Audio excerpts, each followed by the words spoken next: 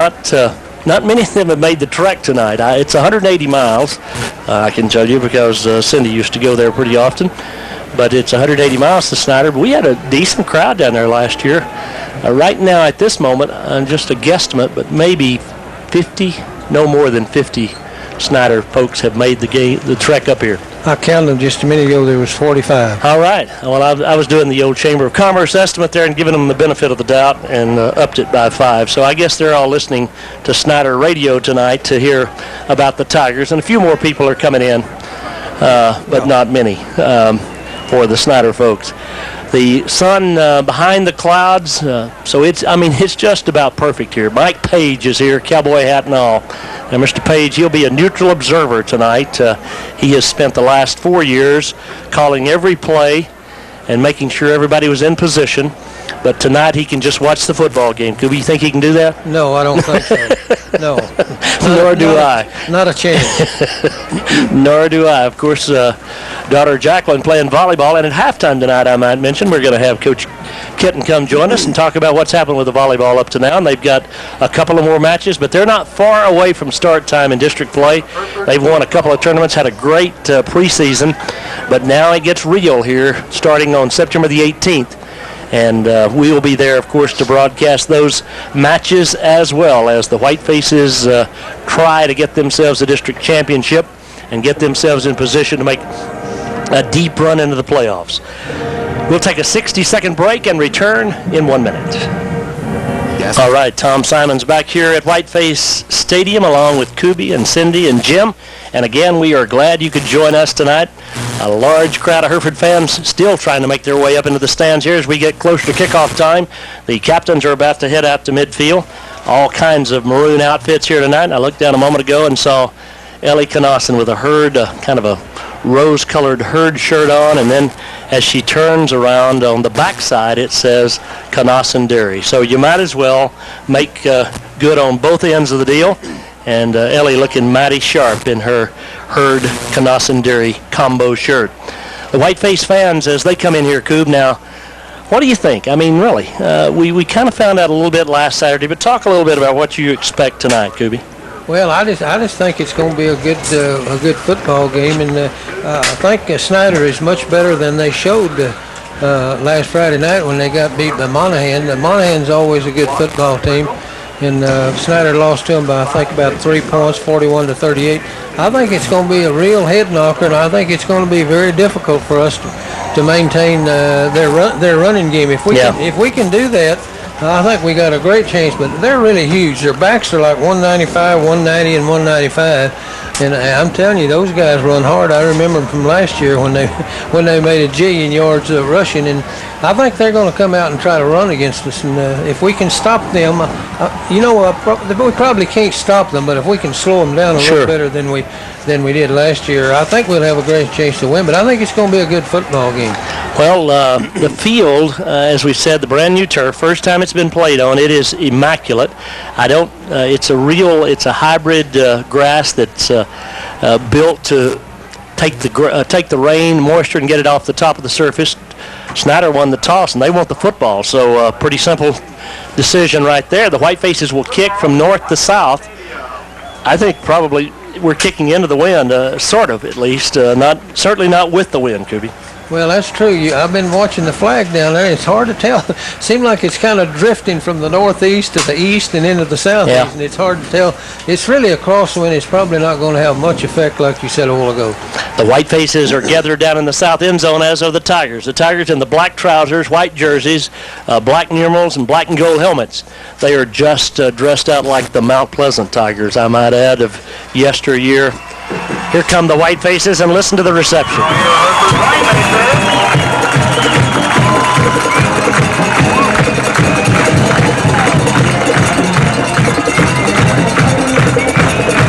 First time a bunch of these guys have been on this field as a varsity player, and while last Saturday was exciting, this might be a little more exciting to run out here because these are some pretty hallowed places to play football, and these guys know it.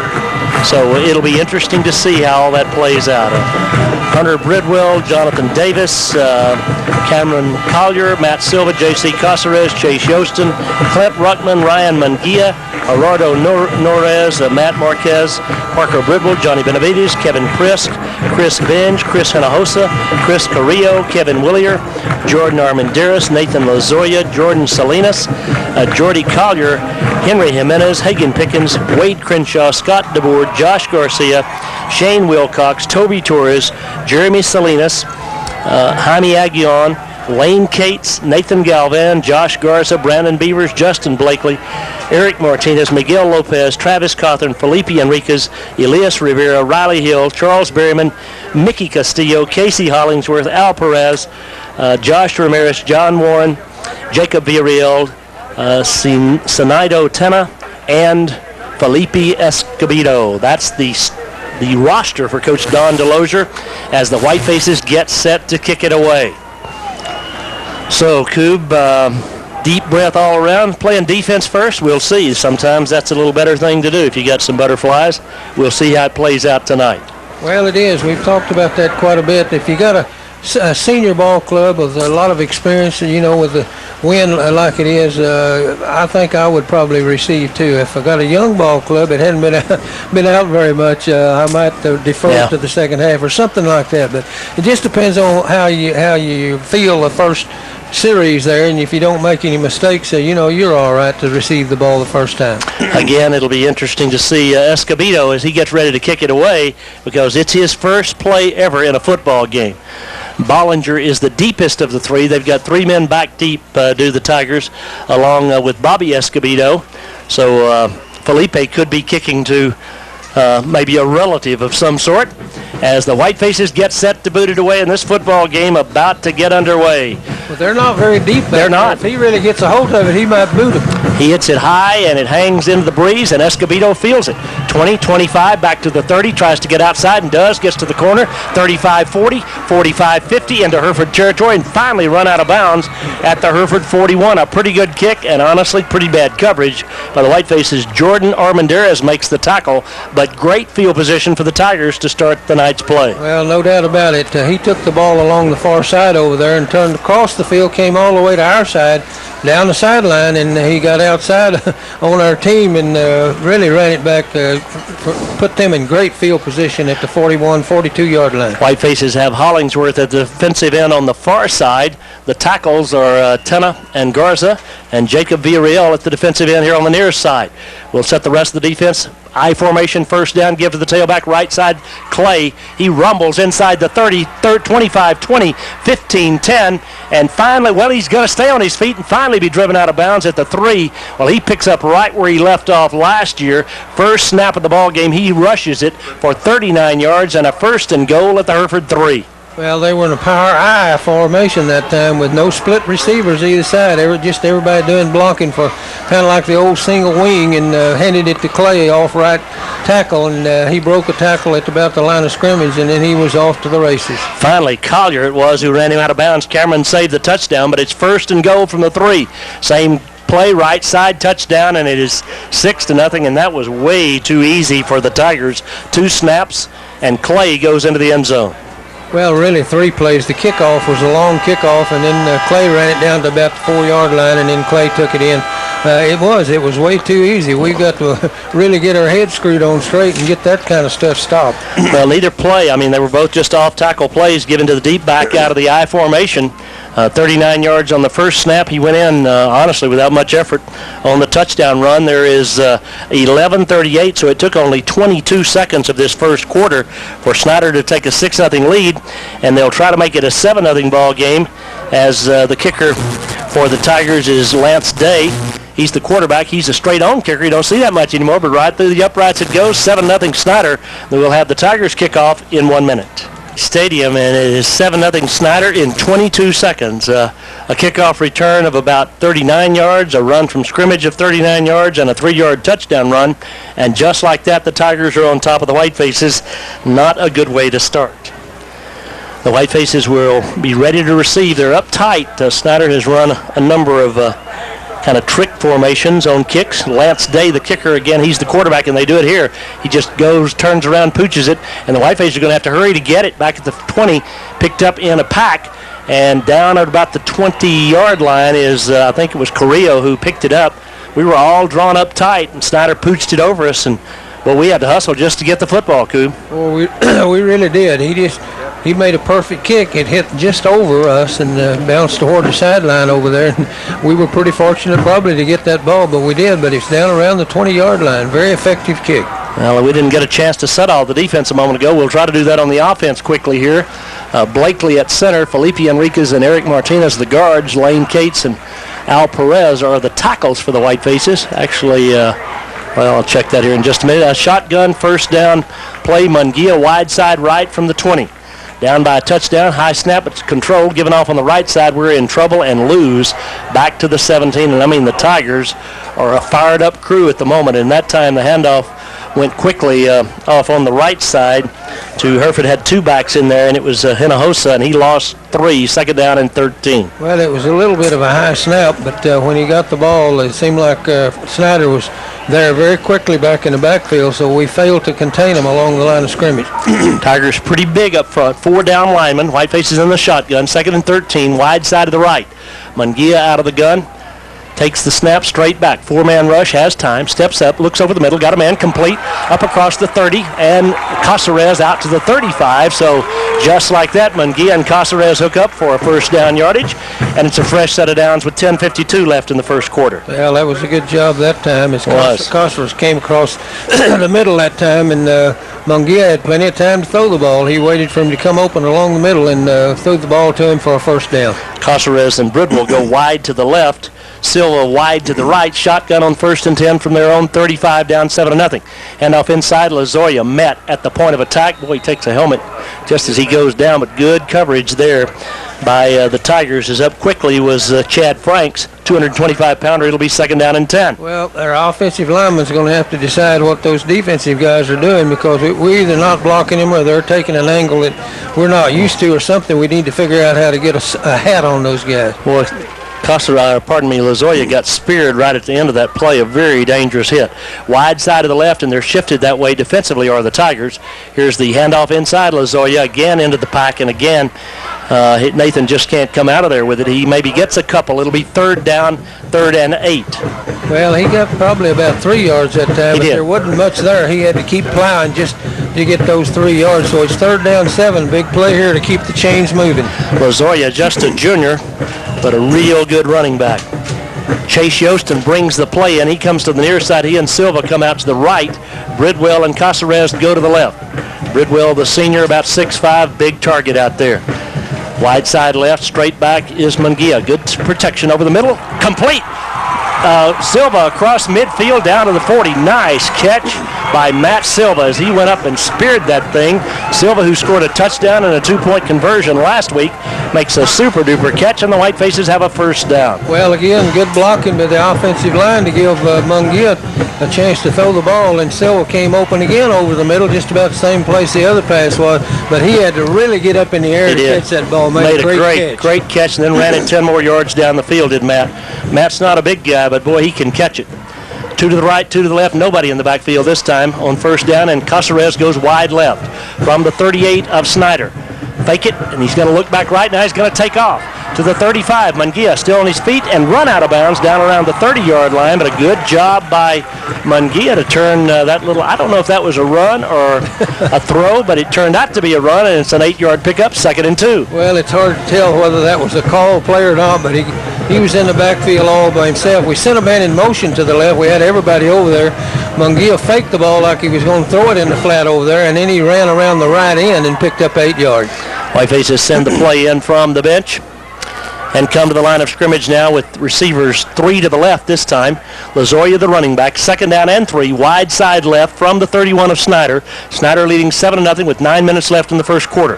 Caceres comes back to the short side, but give it inside to Lozoya. He finds a seam up the middle, and Lozoya barrels his way inside the 25 to the 24 brought down by Turner, but a nice determined run, 1st and 10. Well, it was Zoe a good block, but pretty good blocking that time. He found a little crease over here, a little bit of a delay off right tackle, and then when he was contested there by some of the Snyder boys, he really ran hard and tried to run over. He just looked Kenneth Turner up and ran right smooth over him. 1st and 10 from the 24 of Snyder, wide side of the left. 2 receivers left, 1 of the right shotgun, 2 running backs stand beside Mungia. Good snap, fake it, no, hand it inside. Lozoya makes a little dipsy-doodle move inside the 20, down to the 19. Nice 1st down gain, 2nd down and 5. About 5 or 6 yards on the play that time. He made a little move in there about the line of scrimmage. Those little steps, you'd have to watch the film on it to see him move to one side. Just one step sometime gets him an extra couple of yards. Well, I don't want to oversell him here, but a little Emmitt Smith-like. I mean, kind of that stocky kind of run, not real shifty, but just moving the feet at the right time. And it's 2nd down and 5.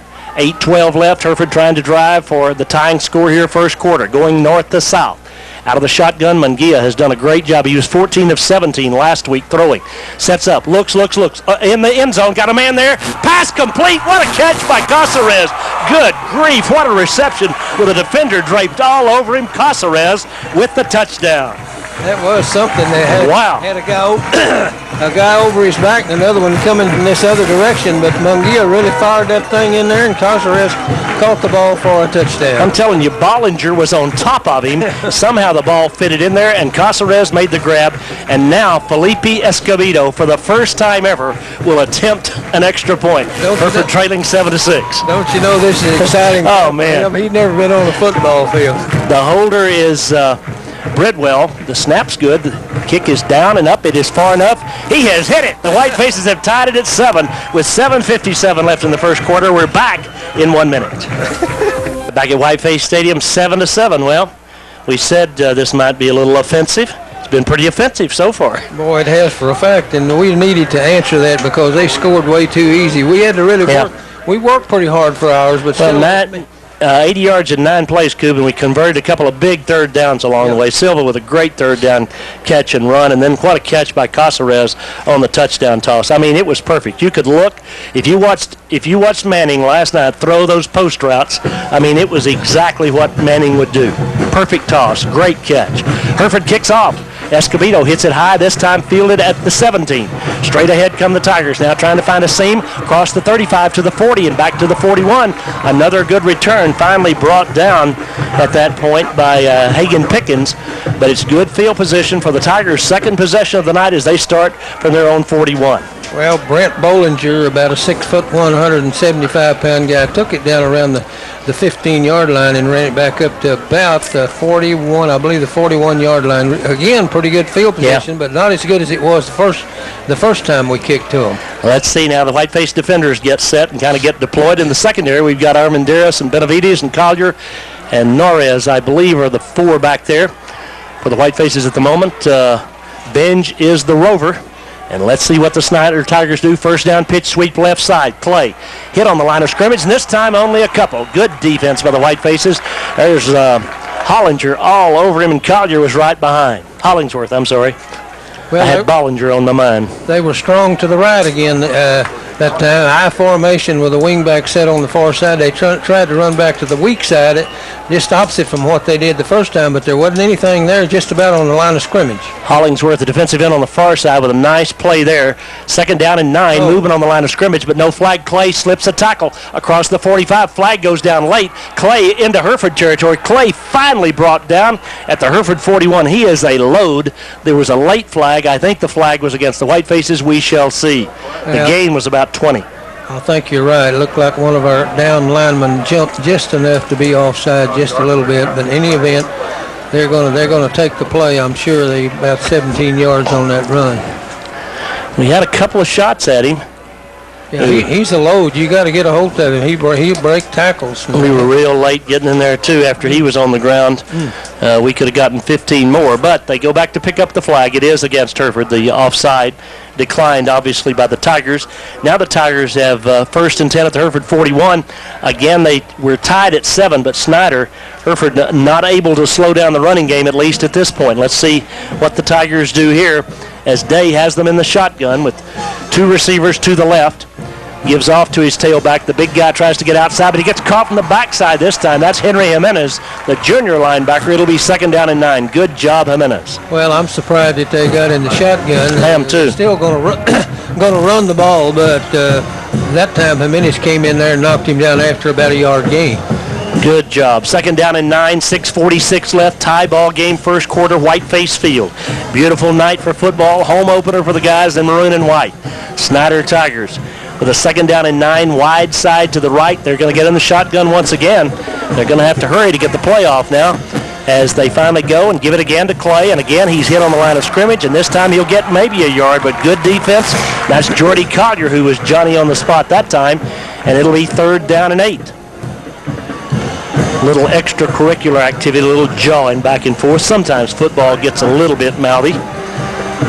It's 3rd and 8, no huddle. The Tigers are going to go no huddle. They've gone shotgun the last 2 plays and haven't had the success they'd had on their first 4 snaps actually. Halfway through the first quarter. This time he goes back down under center, does Lance Day. He's a senior. Fakes, and he's going to roll right. He wants to throw, and he's got the corner, got a man wide open right through his hands. I mean, open as a butcher knife was the intended receiver, Arundel, and he dropped it, and it's 4th and 8.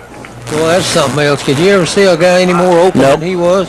He might have been running cross country through Amarillo if he hadn't dropped that ball. He was very, very wide open. Well, they're going to go for it, I believe. There's no indication they're going to kick the football. 4th and 8 from the 40. Has football changed or what? I mean, there was a time when if you did this, you'd get fired on the spot. Day down under center. I formation, 4th down.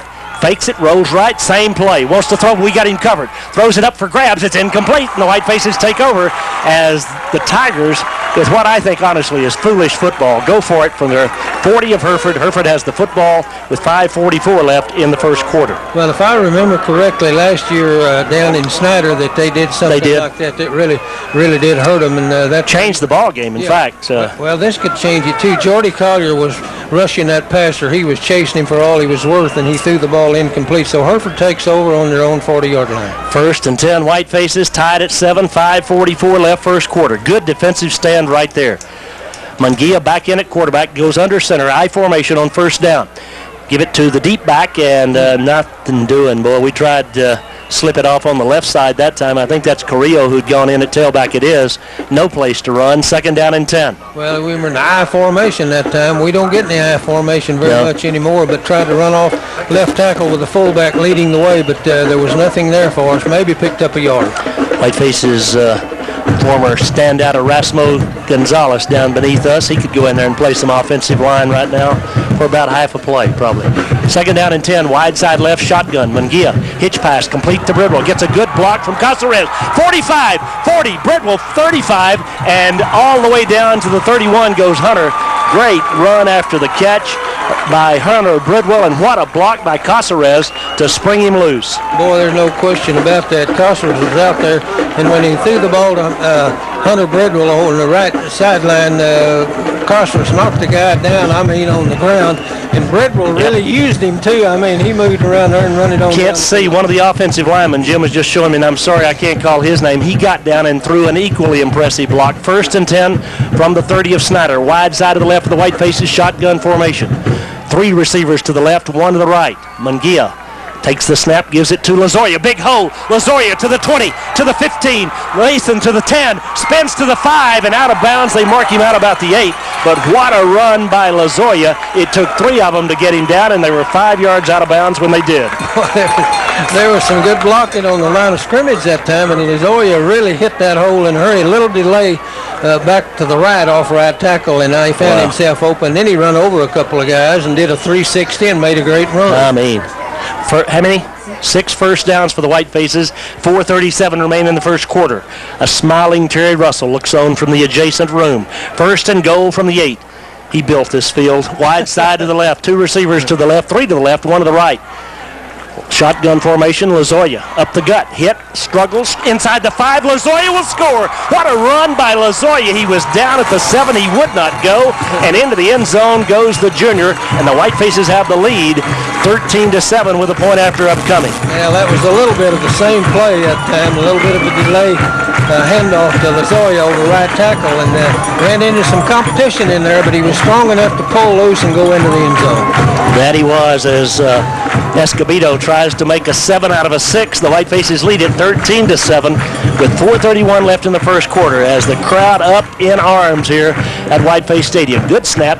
Kick is down. It's far enough. It is true. The Whitefaces lead it 14-7. Back in 1 minute. What direction do you want to go in life? Here at Whiteface Stadium, 14-7 Hereford, as the Whitefaces that time took it after the fourth down failure by Snyder. Went 60 yards in how many plays, Cindy? 4 plays, and the touchdown by Lozoya from 8 yards out. Escobedo with a kick, and Hereford has taken a 7-point lead. Pretty good turn of events, Goob. No doubt about it. That was surprising. Of course, I was surprised that Snyder went for it with fourth down and about 9 yards to go or 8 yards to go. I think that was a foolish play. Maybe. Well, it sure. I mean, I don't know. I guess times have changed, obviously, football-wise. Here we go. Escobedo to kick. Again, north to south. 2 steps, and this time he squirts it along the ground. They pick it up. Did he have a knee down? He's down. He was not. Back to the 36-yard line. Whitefaces thought the return man, who was Knight, had a knee on the ground, and now the referee is running out there, and he's going to take it back. He said he did. The official on the near side said no. The referee said, give me the football. So we've had a little difference of opinion, about an 11-yard difference here. On the replay here, Jim's got it cranked back up for us. He had, sure looked like his knee was down. They're going to move it back there. So this ref on the near side had explained to our bench that he wasn't down. He had his knee up, and then the referee just runs in and says right here. Doesn't make you feel very good as an official. But it did look like he had a knee down. Did indeed, and so Snyder, worst field position of the night at their 25, 1st and 10, 4:26 left first quarter. Hereford leading 14-7. Whitefaces have Riley Hill in at defensive end here on the near side. 4 down lineman. Give to the tailback straight ahead, and he gets a couple, but good defense by the Whitefaces. It'll be second down. We'll call it 3, second down and 7, but good play up the middle again. Hollingsworth from that far side, joined back there by Riley Hill and Collier. Well, hopefully we're doing a little bit of adjusting to what they did early, and maybe we can at least slow them down just a little bit. Well, Casey did a great job. Well, he came around the backside and caught him from the backside, a gain actually of 2, second down and 8, wide side to the right. I formation, back to throw, nope, draw play. Here's the big back. He's across the 30, hit there and driven back. First by Collier, and then help from Armandaris, and again Hollingsworth. He's all over the place. Cameron Collier was the first man there. It'll be 3rd down and 4. Well, after 2 plays, they picked up 6 yards. It's 3rd down and 4, and the defense is kind of getting in there and fighting for everything they're worth, trying to keep them from running. But I'm telling you, those guys are big and strong. Henry Jimenez also a piece of that last tackle. Big play here. 3rd and 4, 3:27 left in the first quarter. Hereford leading 14-7. Gorgeous night for football, overcast, but just cool breeze blowing across Whiteface Field. From the eye. Straight back, handoff to, nope, going to throw it. Pulls up, throws underneath, got a man there right through his hands, and it'll be 4th down and 4. Armandaris on the cover. But, boy, the Tigers, they are not very good receivers of the football from what we've seen thus far. Quarterback faked the ball that time, did a good job of faking, tried to hit his man downfield. He overshot him just a little bit. I believe he could have caught it if he had been alert back there. It was right in his hands. Yeah, I mean, on the replay, it wasn't. He had a perfect pass, and he didn't grab it. The kicker is the quarterback, so again, we could see some sort of fake here for the Tigers. They're in a strange formation. Now they shift back into punt formation and shift the offensive line over, and it appears at least at this point, that Lance Day will punt. Good snap, and indeed he does. The kick is end over end. It's going to hit at the Hereford 40, bounce to the 35. Hereford will let it roll, and it'll roll down to about the 29-yard line. Hereford will take over for the 3rd time in the football game, leading 14-7 at their own 29. 29-yard line. Really wasn't a very good kick, but he got a good roll on it on down the field and down to the 20-yard line, 29-yard line, and that's where Hereford takes over. Pretty effective kick, though, because it was. He punted it about, 41 yards with no return. You'll take that every time. Yeah. Whitefaces take over. They've had 2 possessions and 2 scores. Let's see what they do here as Hereford brings in a couple of fresh jerseys. Miguel Lopez, 265-pounder here on the near side at the guard position. And next to him is Martinez. Out of the shotgun, this is Bridwell. First time he's in tonight. The sophomore gives to Lozoya. He is hit, immediately struggles maybe a yard for Nathan, but good defense by the Tigers as he didn't have much room to roam. Paul Garcia on the tackle. Well, they run just about the same play they've been running for successful, but that time Snyder was ready for him, and he just picked up a yard on the play. 2nd and 9 as the play comes in from the bench. Chase Yostin brings the word in. Whiteface's offensive linemen include Justin Blakely, the senior, playing at center here this evening. Whitefaces will get a couple of people back next week in that offensive line. Shotgun formation for Bridwell, the sophomore, ready to take the snap. Fakes it, throws a little hitch pass, complete out here to Yostin. Yostin gets a block, 40. Yostin, 45. Yostin just short of midfield, finally tripped up, but a great run by Chase Yostin after he made the grab on the little hitch pass, and it's a fresh set of downs for the Whitefaces. Boy, it was. That was a great job. Quarterback hit Yostin out in the right flat, and again, one of the split receivers got a great block, and Yostin used that block, to get open just like Bridwell did a while ago and ran it on down the field. I think, Coob, it was our tackle here on the near side who pulled out. Yep, it was. Big old, well, I can't see now. We'll have to look again after this play, but it's 1st and 10, Hereford just short of midfield. Wide side of the left for Bridwell. Parker hands off to Lozoya. Big hole, but Lozoya caught from the backside, and now a holding flag comes in late on the play. And the Whitefaces are going to have it 1st and 20. First flag of the night against second flag of the night against the Whitefaces, but this one's going to be a big one. Yep, back in the backfield. I guess it was one of the guys trying to block that left end coming in over there. The referee called him for holding, so it's going to be a 10-yard penalty against Hereford. Well, I watched it back on the replay, and we really didn't hold him. We tackled him is what we did, and so I really think that's an improper call. It should have been tackling by the offense and not holding. But in any event, it's 1st and 20. So let's see if the Whitefaces can come up with some magic here. Leading 14-7, a minute 56 left, first quarter. Hereford with the 7-point advantage. Wide side of the left, and sophomore Bridwell at the quarterback slot. Parker Bridwell. Receivers 2 to the left, 2 to the right. Parker straight back. Good protection. Hums it out there. Got a man there. Caceres can't catch it. Oh, my goodness. It was in a little traffic.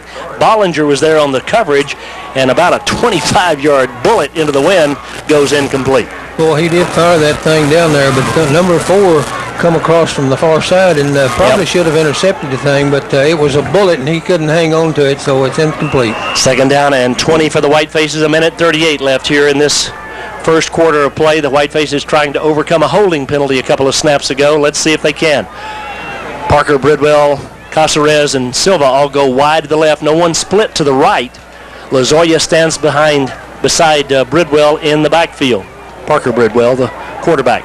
Rolls left. Here comes the blitz. Trying to get out the corner. Can't get there, and he goes down back at the 30. Tried to trick him that time. Parker was rolling out, and they got pressure on him in a hurry. Good defensive play by Bryant. And now it is 3rd down and a country mile. Well, they walked that linebacker up on that side over there as if they knew what we were going to do, and he came across and knocked Bridwell down for a big loss. I'm really trying to figure out how he knew what we were going to do, because I don't know that I've ever seen us do that.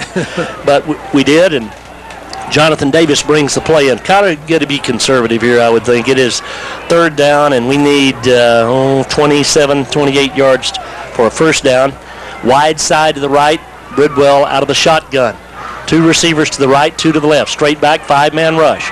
Lobs it out here. Got a man there. Complete Silva with a catch. A 10-yard short. We gained about 20 on the play, but we needed 30, and it'll be 4th down, and the Whitefaces will have to punt. But a nice throw and catch, and a much better position to punt from. Boy, it was. I couldn't figure out who he was throwing to for a minute, and then he ran under the thing and caught it way downfield. That was a great job by Bridwell throwing the ball, and a great catch. Yep, second catch of the night for Silva, and a nice reception as he broke to the outside and made the catch, but Hereford will have to punt, and Caceres is the punter. Single safety back. First time Hereford's punted tonight. Final seconds of the first quarter. Hereford leading by 7. Snaps high, but he gets it under control, gets hit, and the flag goes down now. Let's see, the ball hits at the 20, rolls to the 15, to the 10, down to the 12-yard line. Let's see if it's roughing or running into. Kuby thinks it's a 5-yard penalty, and it is running into the kicker. So I think we refuse this. The kick is down to the 12-yard line. It's going to be 4th and 6. Coach Delosier not happy that it was only running into the kicker. But that's just a 5-yard penalty in case you're confused, and that's why it's not an automatic first down. So the Whitefaces, if they took the penalty, would still have it 4th and 6 from the 46 of Snyder, and probably wouldn't get a better punt than we had right there. No, I don't think so, because it really rolled way on down the field. If Caceres would have fallen down on the turf right there, we might have got a 15-yard. It was a high snap. JC did a great job of controlling it. He got hit. I mean, it's one of those, honestly, the ref, I think he probably made the right call running into the kicker. You probably could have called the other. As Kuby said, maybe a little more acting by JC. We might have to have an acting school. But in any event, it was a nice kick into the breeze, such as it is. And no return. The ball's down to the 15-yard line where they've actually got it spotted. And the punt would be about a 40-yarder with no return. Punt's down to the 7-yard line, 12-yard line. 12. 1st and 10. 13 ticks left in the first quarter. The Whitefaces leading by 7. Snyder with the ball. And the Tigers probably one final play in this period. Day looking over the defensive lineman, has a wing back to the right, I formation behind him, gives to his fullback. No, keeps it himself on the quarterback option and gets a couple of yards, but only a couple. Good defense over there on the far side by the Whitefaces. That's Galvan. It'll be 2nd and 7 as the quarter ends. Hereford leads by 7, back in 1 minute. Many boat owners assume they're... All right, exciting first quarter here at Whiteface Field. Hereford up 14-7. Snyder with the ball as we begin the second period of play. Boy, I'll tell you what is really, first quarter of this ball game and last Saturday's ball game, we are rushing to the football defensively, and people are delivering blows. Armandaris on that last play. Hollingsworth, he was there at the end, but again, he's there. And just a little bit of a lick here and a lick there, and it makes a difference, Coop. Oh, it does, and we need to do that because those guys are hard to bring down. I formation, 2nd down and 7. Quarterback keeps it again on the option, runs right side. Day across the 25. Now gets to the corner and gets out to the 26. Nice run by Lance Day as he faked it to the big tailback, kept it himself. And, of course, that's a good move on Snyder's part because now the Whitefaces can't just settle down on Mr. Clay. That's true, and he found himself wide open running around the right side that time. We did cut him off and force him back to the middle, and somebody else helped, but he picked up the first down for Snyder. 11:40 left first half. Whitefaces got a holding call on their last series of downs. It would be nice if we kind of got one the other way, huh? That'd be nice, wouldn't it? I formation. Day ready to bend down under center. Again, they don't huddle. He looks to the sideline, gets the play, and takes the snap and gives to his tailback. Left side, he is hit by Jordy Collier, drives over Collier, but Jordy hangs on out to the 31, a gain of about 4, 2nd down and 6. Really pretty good defense by the Whitefaces. Cameron Collier came along to help his cousin. It wasn't too bad that time. A little bit of a delay off tackle over there, handed to Will Clay, the big 195-pounder, and he picked up 4 yards on the play. Collier did a good job. Jordy did a fighting off a block or two to get there. 2nd down and short 6, long 5 for the Tigers. I formation again. Day down under center. Gives to his fullback. Keeps it again as he faked to the fullback and bounces to the left side, but tripped up. A great tackle by Cameron Collier. A gain of about 3. It'll be 3rd down and 2. Nice play, Cameron. Hey, it looks like he was going to break out there and make the first down, but Cameron got him with the heels and knocked him down from behind. Cameron came from the far side, kind of ran around behind him, and it is now 3rd down and 2. 10:32 left first half. Quick count. Tigers, I don't think ever got set. A flag goes down. Let's see if it's Hereford or Snyder. I think they didn't get set. Yeah, I don't think they did either. Again, no huddle, illegal procedures, the call. And some of that stuff, I'm telling you, you can just trick yourself to death after a while, I think. Yeah, they tried to run that play real fast, and they had some guys still moving trying to get set when they run the play, and it cost them 5 yards. And that makes a different play out of 3rd down and 6. Big penalty there. 3rd and 6 for the Tigers. Clock running with 10:28 left first half. Day will go down under center, I think. Option play, and he'll keep it. Okay, Coob says.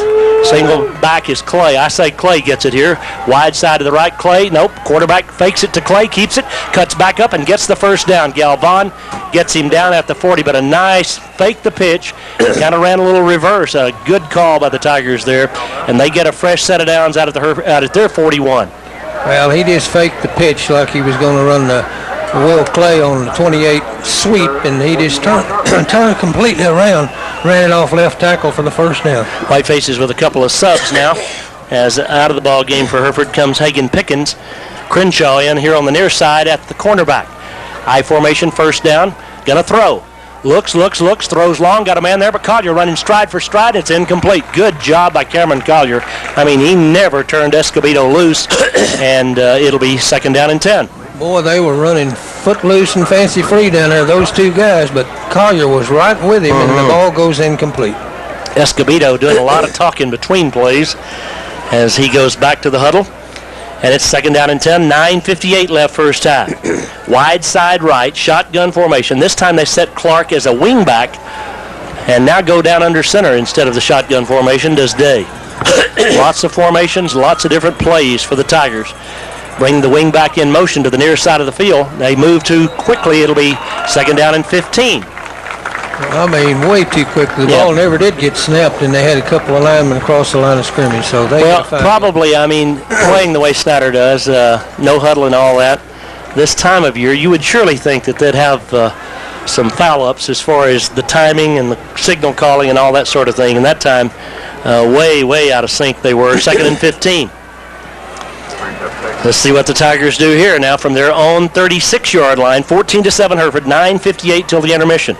Clay, left side, big hole. Clay, 45-50, 45-40. Clay could go, tripped up, and finally knocked down by Armandaris, but he just ran off the left side, the short side, and found a gaping hole, did Mr. Clay, and it's 1st and 10 at the Hereford 31. Well, that was a bad deal for Hereford. He ran off left tackle, and there wasn't anybody there. I mean, not anybody touched him, but he got 20 yards down the field. Somebody had a busted assignment over there that time. 105 yards rushing here, early second quarter for Clay. The Whitefaces with a 7-point lead, but that lead in jeopardy right now as the Tigers have a 1st and 10 at Hereford's 31. Wide side right, I formation. Hand off to the fullback, and he struggles for a couple of yards, maybe 3, down to about the 27. It'll be 2nd down and 6. That was a good job of somebody over there. Knocked him down after about probably 3 or 4 yard gain, but that wasn't too bad. Good tackle. Whiteface is now deployed defensively. 2nd down and 6 for the Tigers. Again, the line of scrimmage is the 27 of Hereford. The Tigers down by a touchdown, but driving. Wide side right. Split receivers either way. Fake to the fullback. Quarterback keeps it in trouble this time, and Hollingsworth says that'll do. A loss of 1. Good job by Casey. And Jordy Collier was right there as well, as Hereford didn't take the bait, and it'll be 3rd down, no gain on the play, 3rd down and 7. Well, good job again, 3rd down 7. They've had a couple of these a while ago. The quarterback run the little fake wide pitch and ran it himself for a 1st down. Let's see what happens here. Hollingsworth hit the fullback first, Jim points out, and then made the tackle on the quarterback. Not a bad play. You can take 2 at a time. Big plays coming up right here. 3rd down and 6, 4-down territory at the Hereford 27. Day gives to his tailback. Left side, he's got a hole. Inside the 15 to the 10. Still on his feet, Clay near the 5. Got the pile going forward. Clay inside the 5. Finally, down at the 4 is that big load of a tailback, and it's 1st and goal as the Tigers ran right up the gut, got the Whitefaces blocked, and we were just hanging on for dear life. A whole host, Wade Crenshaw among them, getting a free ride. Boy, just right straight up the middle that time out of the I formation. Clay took it down to about the 5-yard line. Whitefaces have Jimenez in there at linebacker once again. As coming to the near side is Galvan. And the Tigers have it 1st and goal at the 4-yard line. Single setback behind Day. Day keeps it. Day runs left. Day makes a couple miss into the end zone, but there's a holding call. This one's coming back. Forget that touchdown. Holding against the Tigers, and they'll move it from the 4-yard line back to the 14. Hereford got stopped by a holding call on their last possession. Let's see if the Tigers can overcome it here. Well, as many yards as they're making, we need to tighten up a little bit. Suddenly they've begun to make quite a few yards running the ball, and we need to tighten up just a little bit, even though they got the penalty here. It was Escobedo, actually, with a block in the back. That's who the call was on. It wasn't a very good block, but it was directly in the back of the white-faced defender. And so it's 1st and goal from the 14. Let's see if the Tigers can overcome it. Let's see if the Whitefaces can capitalize on it. Villarreal at the defensive end on the far side. Tenna at the tackle here on the near side. Next to him, Hollingsworth. Give to the tailback, and he is hit, slips a tackle, struggles inside the 10. I'm telling you, he is a load of flag late on this play. It's in the secondary. Let's see what it might be. Is it a face mask? I don't know.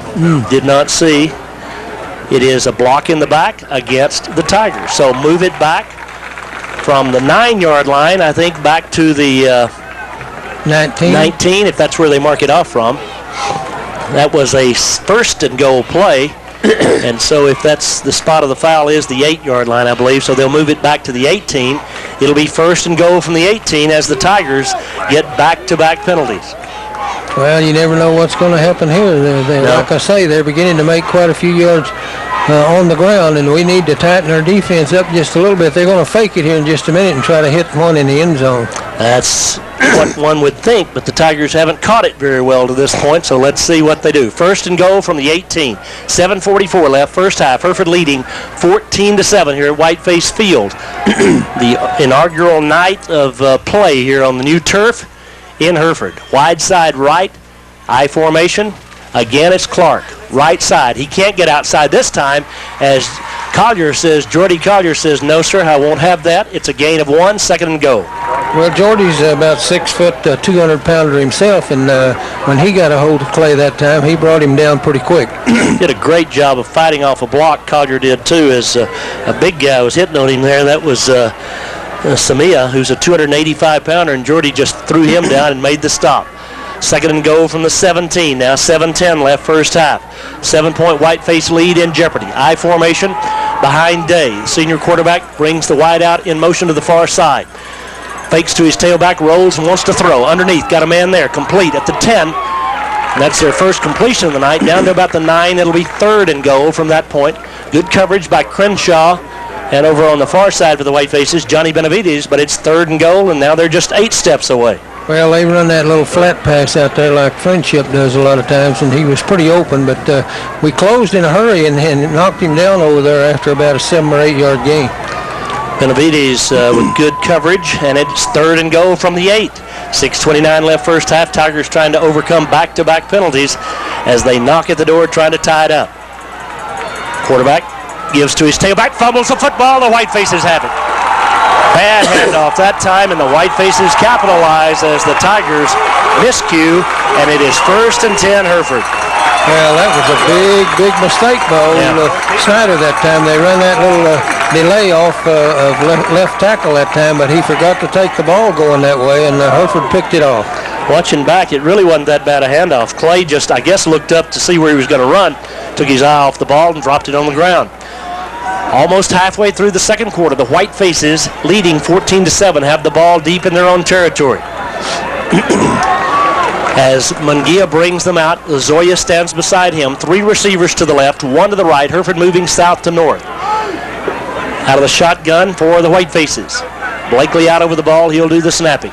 Here's the snap. Lozoya has it. He is hit from the backside, and Nathan, I'm not sure he got back to the line of scrimmage. The Tigers, they knew what was coming that time, and they just crashed down on Nathan. Well, they close down on the inside there a lot of times, and it's very difficult to block them when they're closing down. The lineman closing down to the inside. He lost about a yard on the play. Tigers had a 6-minute drive that last time, 14 plays, and got an area point for it. Into the huddle comes Chase Yostin now. He's pretty late getting in there as he passes the word along to Mungia. 5:50 left till halftime. Hereford up by 7. Yostin comes to the left. Parker Bridwell to the right. Shotgun formation. 2 other receivers, Caceres and Silva, out to the left. See if Mungia puts it up right here. Here comes the blitz. Nope, gives it to Lozoya. He is hit, struggles, maybe a yard, no more. And it'll be third down. Now they mark him on the 10. We tried to trick them that time as they came on the blitz and ran right into the blitzer. Well, we act like we really don't want to pass the ball down here. We're pretty close on our own 10-yard line, and when we run, they're pretty hard to run. They're right up the middle on them, and we're not able to block them right now.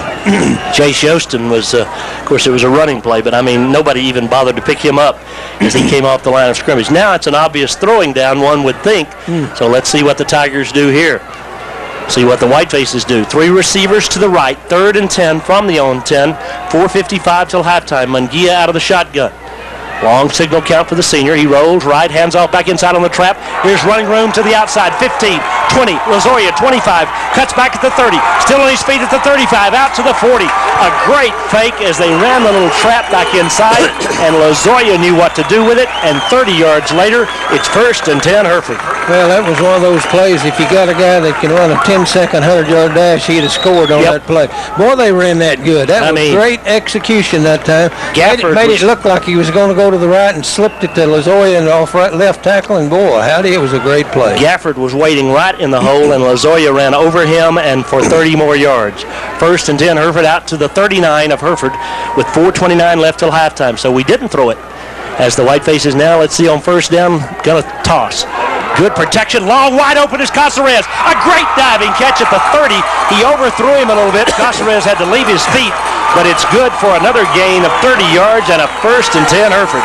Man, oh man. Wow. I don't know how a guy gets so wide open. If he could have had the ball down a little bit or he didn't have to jump for it, he'd have walked What into a the catch. end zone. So I'm telling you now, Caceres has made 2 circus catches. Silva's made a couple of great catches. And we just keep reloading with those receivers out there. I mean, there's not a bit of drop-off from last year. Those guys can catch the football. 1st and 10 from the Snyder 29 with 4:10 left till halftime. Hereford up by 7 and driving. Yostin and Silva go to the right. Parker Bridwell to the left. Shotgun formation. Now Caceres sets in the slot to the right as the Whitefaces get in the shotgun formation. Boy, the offensive line's done a great job blocking. Here is Lozoya, and he gets about 2. I'm telling you, if Mungia keeps it on one of these, he's going to walk into the end zone. They're not even paying attention to him. I think we may do that in just a minute. He hands the ball to Lozoya off right guard that time, what Tom's talking about. If he fakes that thing and keeps it himself around left end, he's going to run for a long time. Yep, they're not paying any attention to Ryan. 3:30 till halftime, but again, Mungia just as sharp as he was last Saturday afternoon. 2nd and 8 it is from the 27. Wide side of the right, out of the gun. Here's the give. Nope, keeps it this time. That very play, 25, 20, 15, and a holding call is going to bring this back. Mungia all the way to the 1, and the Whitefaces were holding at the 16-yard line. Wow. I mean, we ran the very play that we talked about, and lo and behold, trying to block down the field, and we just grabbed a hold of the defender and got caught. Oh, boy, I mean, that worked to perfection. Yep. Mungia faked that ball that time to Lozoya and kept it around left end and almost scored, but the old yellow flag came flying out. And we did hold. It was not a phantom flag. Back to the 26, so it'll be 2nd down now, and we'll call it 2nd down, about 7 needed for the Whitefaces. So the bad news is we lost 1st and goal at the 1. The good news is it's still just 2nd down. Kevin Knight stood up. He was in disbelief there as he watched that play. No explanation to him. To the right goes Yostin and Silva. To the left goes Bridwell and Caceres. Shotgun formation. Wide side is the right as Mungia takes the snap. Hereford off the ball. Mungia pulls it down. He's going to try to run. No place to go. He loses back near the original line of scrimmage. 3rd down upcoming. Well, he didn't want to take a chance on getting it intercepted. There wasn't anybody really open, so he tried to run the ball, and, of course, there wasn't anything there. I don't know what. He looked right. He was going to fake it right and then come back left. The pressure got there, and Ryan stepped up and kind of stepped into it. Davis now brings the play in. Jonathan, the sophomore, goes wide to the right, as does Silva. Out to the left goes Bridwell and Caceres. Mungia, the quarterback, on 3rd and 9 with 2:20 left till the intermission. Hereford leading by 7. Wide side right now. Nathan looks over the defense. Takes the snap straight back. Good protection. Now it breaks down, and down he goes. Lost back to the 34. That's a big loss because now we're looking at like a 50-plus field goal. A moment ago, maybe you try it. Here, I think now you just go ahead and go for it on 4th down with 2 minutes left in the half. Yeah, I think that's probably right. Either that or just go ahead and run a play and see what happens. I don't know. We've been given good protection, and honestly, that time we turned about 3 guys loose. There really wasn't much time for Ryan, and the Whitefaces now on 4th down will go for it, but I think they were going to let the clock run down and take a timeout here. 1:42 till the intermission. 4th and 16 Hereford. As the 25-second clock winds down, we're going to let it get as close to 1:30 as we can and spend that timeout and talk it over on the sideline. Hereford up by 7, back in 1 minute. Felipe Enriquez and the gang out there to try to give Mungia and the Whitefaces a chance to toss it here. 1:31 left till half. 4th and 15, we'll call it for the 1st down. The ball at the 34-yard line of Snyder. Hereford leading by 7. The Whitefaces send Bridwell to the right along with Caceres and Silva. Davis out to the left. Shotgun formation, 4 down linemen for the Tigers. Let's see if they bring a blitzer. Straight back, yep, they bring 2 blitzers. He's got time now, he steps up, he's in trouble, he's going to try to run, he'll not get there, he'll lose back to the 38, and again, good coverage, good pressure by the Tigers, and on that series, those 3 plays, for the first time tonight, they were able to get to Munguia and not give him a chance to throw the football. That's true. He took the ball back there on the shotgun and held it for about a second or 2, and then they began to pressure him a little bit. He had to start moving in the pocket, and he just couldn't find his way out of there. Tigers have 3 timeouts, so plenty of time with 1:26 left in the first half. Let's see if they go upstairs or try to give it to Clay, the big running back, as they start this series of downs. Day, the senior quarterback, has them in the I formation. Receivers split left and right, straight back. Now draw play to Day, or to Clark. Clay across the 45 and is hit and knocked down about that point. Gain of 7. It'll be 2nd down and 7, and now the Tigers take a timeout. No, they don't take a timeout. Clock continuing to run. The official stopped it for a moment and then said, no, sir, it's not a first down. The clock running with 1:10 left till the intermission. I thought the Tigers had probably used a timeout, but they didn't. Minute left in the first half. Day, tailback, Clay, left side, first down as he is hit and dropped by Jimenez. The gain is to the 49 of Hereford with 56 seconds left in the first half. They'll stop the clock to move the chains. Whiteface is up by 7, but got to defend the field right here. Took about 5 or 6 yards in the first down, and of course that stops the clock. We'll hear from the Mighty Maroon Band at halftime, and we'll talk with Coach Kitten as well. Quick count, fake, roll right, throws, and it is complete for a gain. Nope, incomplete, dropped. Well, they have had 4 or 5 drop passes in this first half. 2nd down and 10, stops the clock with 45 seconds left in the half. The good thing was he didn't catch the ball, but the bad thing was it stopped the clock. Yep. Well, the good thing was he didn't catch the ball. The bad thing was he didn't catch the ball. It was going to be a gain of about 6 or 7, and they'd had to use a timeout. They've got 3 remaining, but let's see now. The Tigers are going to go back to the shotgun here. Wide side right. They've got 2 receivers to the left and 2 backs standing beside Day. Straight back to throw now, looking to throw. Underneath, pass is intercept. Nope, the Whitefaces couldn't come up with it. I thought Benavides had it over there. Great coverage by the Whitefaces. Day just threw that one up for grabs. It's 3rd and 10. Boy, I thought it was going to be intercepted, Yep. too. He tried to throw it quite a ways downfield. Ball was in there. He threw it on the line, but quite a ways downfield. We had a chance to pick it off, but couldn't pick it up. Well, actually, I think the 2 white-faced defenders knocked it away from one another, Benavides and Collier back there. 3rd and 10, 40 ticks left till halftime. Line of scrimmage is the 49 of Hereford. The Tigers now send 3 receivers to the right, 2 to the left, and then jump about 15 seconds too soon. Well, that time it was Bryant. And, I mean, if you're going to be offside, and he was. Well, boy, he was. I mean, he's the only guy that moved, number 11. He was about 5. He didn't just move. I mean, he ran down the field. Down the field, that's pretty right. hard to ignore. Cindy riding frantically. We'll have her numbers at halftime as well. 3rd down and 15 now. Again, same formation. 3 to the right, 2 to the left for the Tigers. Day straight back. Good pressure. Throws it long. Got a man out there, but throws it over everyone's head. We rushed him a bit.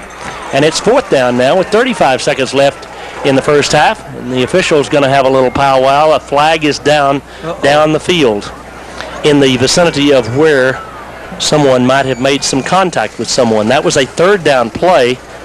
And a big, big flag it could be. Ineligible receiver downfield. Okay. As we watch back, okay, the second man closest to the football was the offensive guard on the left side, who was about 20 yards down the field.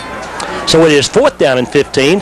And now the Tigers, I think this is a huge gamble here if they go for it, because Hereford's got a chance to, do something. Well, don't they get a penalty?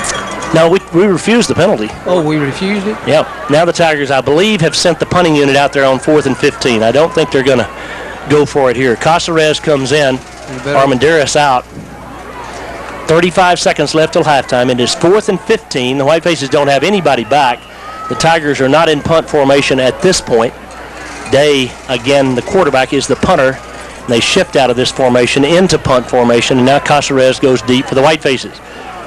Got to make sure they don't cover these outside guys in case they snap it over his head. He's going to have to retreat for it. Back to the 20. Picked up by Day there. He's in trouble. He kicks it off the side of his foot, and it'll go out of bounds up around the 45. Hereford will get it.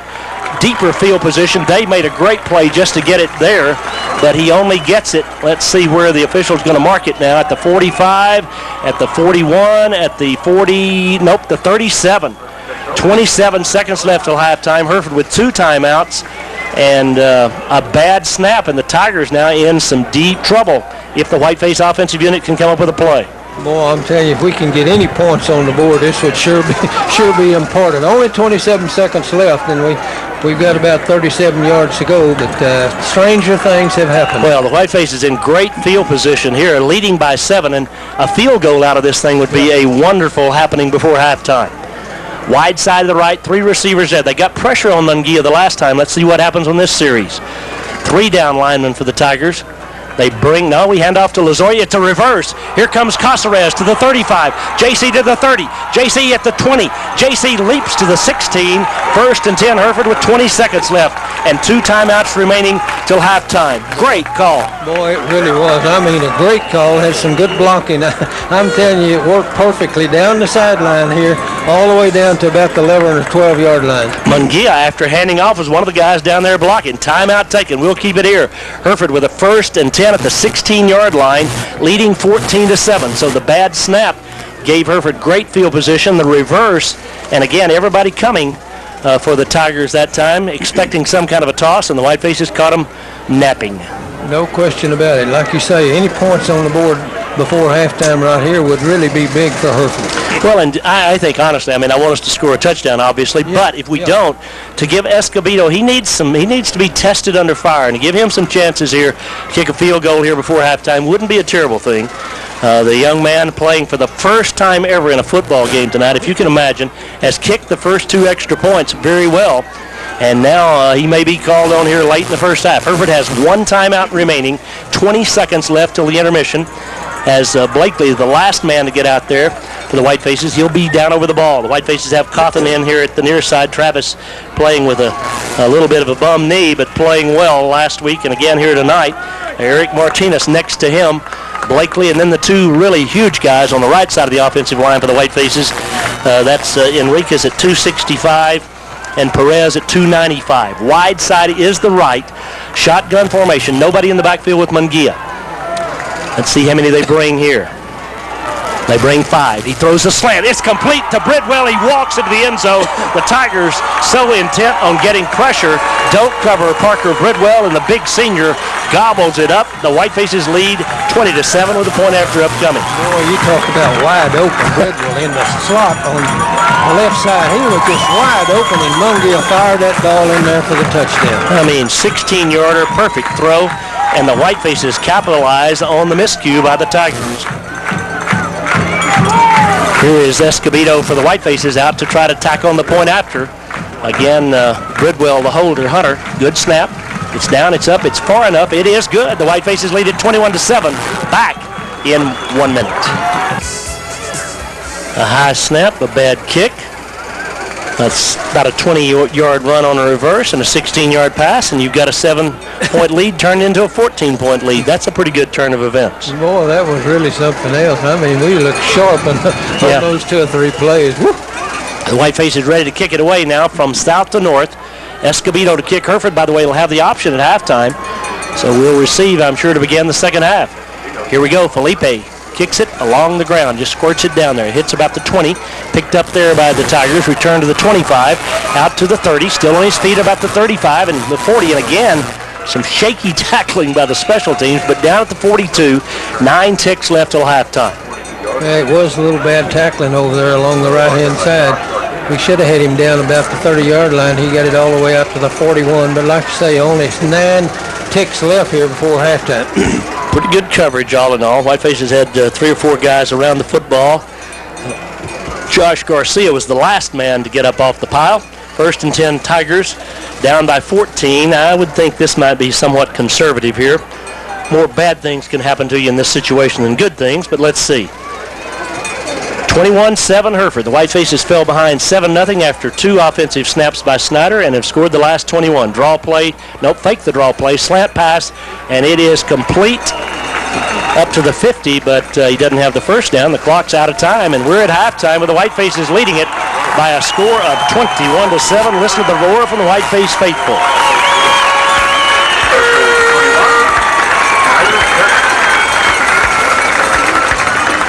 All right, the Whitefaces with a 14-point advantage here at halftime. Snyder's band not here tonight, so the Mighty Maroon Band will be performing, the only band performing. And again, we'll visit with Coach Kitten. We'll look at Cindy's numbers, but Cuba, a pretty good first half, particularly after that opening drive. Well, there's no doubt about it. If a stranger to come in here and been watching that game, and with the way it started with Snyder moving in and scoring as quickly as they did, and to start this game, they would really be shocked, and I'm kind of shocked a little bit. Sometimes that easy touchdown is not good for you early like that. And I think lots of times it's not easy. It's not good for you. I mean, you tend to kind of relax after that happens, and I don't know if that's what happened or not. Another big play, I think, was Snyder going for it on 4th down at the Hereford 40, and the Whitefaces turned that into a touchdown in a hurry. So we'll see how it develops. Long way to go. Mighty Maroon Band getting out on the field. Mr. Barrow's got them all squared away out there. Nathan Goodall is the band director. We're in uniform tonight, so we'll be hearing from them in just a minute. Let's take a 60-second timeout, and we'll be right back. 21-7, the good guys at halftime as the Mighty Maroon Band takes the field. And again, we'll be hearing from Coach Brenda Kitten in just a few minutes after the band performs, and we'll look at Cindy's numbers in the first half. But the biggest number, the most important number up there right now, is the 21 points that belong to the guys in maroon and white, as Hereford leads by a 14-point spread here at halftime after falling behind by 7 in the first 22 seconds of the ball game. So after the first 22, we were pretty darn good. The band marching out in formation here as they get set to play on the home field on this turf. Man, this is cool-looking turf, I'm telling you. Now, I don't know what the long-term haul is for it, but it looks really, really pretty here tonight. It's a great surface for playing, and we've gotten rid, as we said, of a lot of the firmness of it, and we've gotten rid of the crown, and it's just a really, really good set of circumstances for the Whitefaces. So hopefully we'll get good weather to play in and not be chunking it up or anything like that. Today's rain really hadn't had any effect on this first half. No moisture showing whatsoever. As Mr. Jody Rogers, he's the mouth of the Whitefaces. He's on the PA telling everybody what's going on here. And let's go down on the field and listen as the Mighty Maroon Band plays at home for the first time this football season.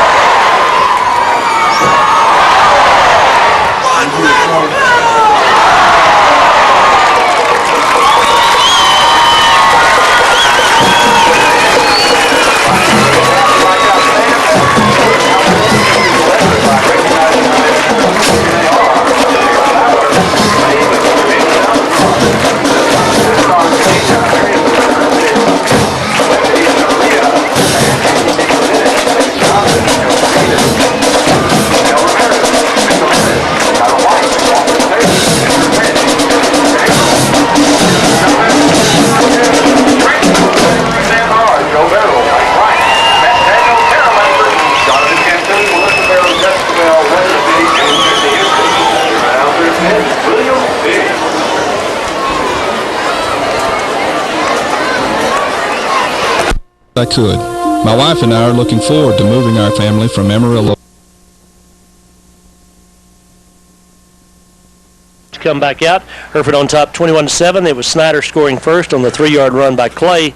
Then Munguia to Caceres for a 17-yard touchdown toss. Gave the Whitefaces a tie ball game. Then an 8-yard run by Lozoya put Hereford on top, and a 16-yard toss from Munguia to Bridwell just before halftime gave Hereford a 14-point lead. Escobedo, in his first game ever of football, kicked all 3 extra points, and a pretty good half of football, Coop. Pretty entertaining, especially after that first series by Snyder kind of scared me a little bit. But boy, Hereford came back with vengeance, moving the football. We moved it smartly, and nearly every time we had the ball. I just wonder here what's going to happen in the second half. Well, the Whitefaces have a chance to make a statement here, getting the second half kickoff, and if you could get points out of this first possession of the second half, you'd surely feel better about your chances. Whitefaces have come back out. The band fires up the fight song as the coaches come trotting back out. I know George Turrentine, Coop, he's out there listening. He's probably got the fire on tonight since it's down in the 70s. And rooting for the Whitefaces as he does every week. And I looked down there a minute ago and saw Lola Favisi. Who would have thought of Lola Favisi? But and Judge Turrentine, she had a birthday last week right after mine. I got so caught up in my own birthday that I didn't mention Judge Turrentine, who's a little bit younger than me, but she had a birthday too. All right, the Whitefaces are back out here and ready to begin this final half of play in the season home opener for Hereford, trying to go to 2-0 with the visiting Tigers. Well, I'll tell you what, I don't know what Clay's long-term prospects are as far as a running back, but he is a big guy who can run with the football, and I would think he'd get a chance to play at the next level, as they say, Coop. Well, there's a possibility. He's got pretty good speed, and he runs awful hard, and he's pretty good size, I'd say. Yeah. He is a big old boy, indeed. Whiteface fans just kind of lounging around here, settling back in to begin the second half of play. As Hereford will be on the road next week. We'll have to leave on Wednesday to get to Big Spring in time for the game. We go to the Big Spring Tigers. We go play our Steers. I'm sorry. We go play them. They're black and gold too, just like the Snyder Tigers. Whitefaces, I mentioned earlier, we're without a guy named Shane Wilcox here again tonight too. Shane's had some problems, Coob, and I don't know. I hope he gets back out here pretty soon. But he's one we've surely missed, and hope he gets well soon. Whitefaces have a senior class supper coming up on the 21st. Burgers and all the fixin' for $6. Oh, you cannot beat a deal like that. Well, you could. If it was $5, you'd beat it by $1. So. Yeah. All right, the Whitefaces ready to receive. Again, we got people kind of drawn up in a knot. Again, they kick it out of that knot, high end over end, but fielded by the Whitefaces at the 20. Back to the 25, to the 30, straight ahead. Ooh, that's Carrillo, and he runs into a sea of tacklers at that point, but pretty decent field position to begin the second half of play. Not too bad. Out about the 32-yard line, 33. I can't see any advantage they're getting into just kicking it from a wad. They just have a huddle out there. Yeah. The kicker just turns and runs and kicks it, and they're all in a wad in there. I can't see any advantage to that, but they've had pretty good success with it, I guess. So. Well, here we go. The Whitefaces hustle back out there to begin the final half of play. Hereford has Felipe Enriquez at the tackle spot on the far side. He's joined over there by Justin Blakely, the center. Shotgun formation, and it's Bridwell, the quarterback, the sophomore, to start the second half. 4 down linemen, they bring 5. He gives it to Lozoya right up the middle. No, Bridwell keeps it running right to the 30, 40, 45, and a 15-yard gain for the sophomore on the first play. He fooled me, and he fooled Snyder as well. Well, we talked about that play several times, and we've run it twice now. Munguia ran it down to about the 1-yard line and got a penalty on his time. That time he faked the ball to Lozoya, Bridwell did, and took it around the right side wide open for about 13, 14 yards and a first down. Turner brought him down, but a nice rumble by the sophomore. Wide side of the left as older brother Parker goes to the right. 3 receivers to the left. Silva in the slot. Davis the widest of the 3. Here is Lozoya this time on the handoff up the middle. He's got 5. Boy, he almost had a chunk. But it's a gain of 5. It'll be 2nd and 5. Well, like you said, almost about a 15-yard gainer. He was breaking out of there, and somebody grabbed him by the foot. But he did pick up 5 yards on first down, which is not too bad. Offensive line did a good job of opening a hole up there. Miguel Lopez among those doing the work. Second down, we'll call it 2nd and 6 as Chase Yostin brings the play in from the bench. 79 yards rushing now for Lozoya. Early second half, 11 minutes left.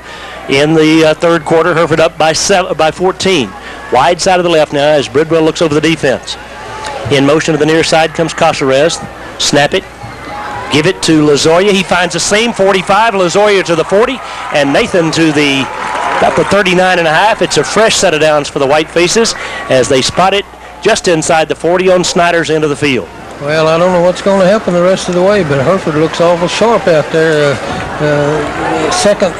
First and second quarter after they scored their first touchdown, and here starting the second half, boy, they look pretty sharp. Eric Martinez on the near side with a good block that time, and Justin Blakely, the center, doing a job up front. Shotgun formation, 2 to the right, 2 to the left, 1st and 10 for the Whitefaces from the Snyder 39. Straight back goes Bridwell. Looking, pulls up, fires it out here. Got a man there. Diving catch by Casares at the 22. I'm telling you, Bridwell threw the ball before Casares broke and threw it perfectly. I mean, it was something else.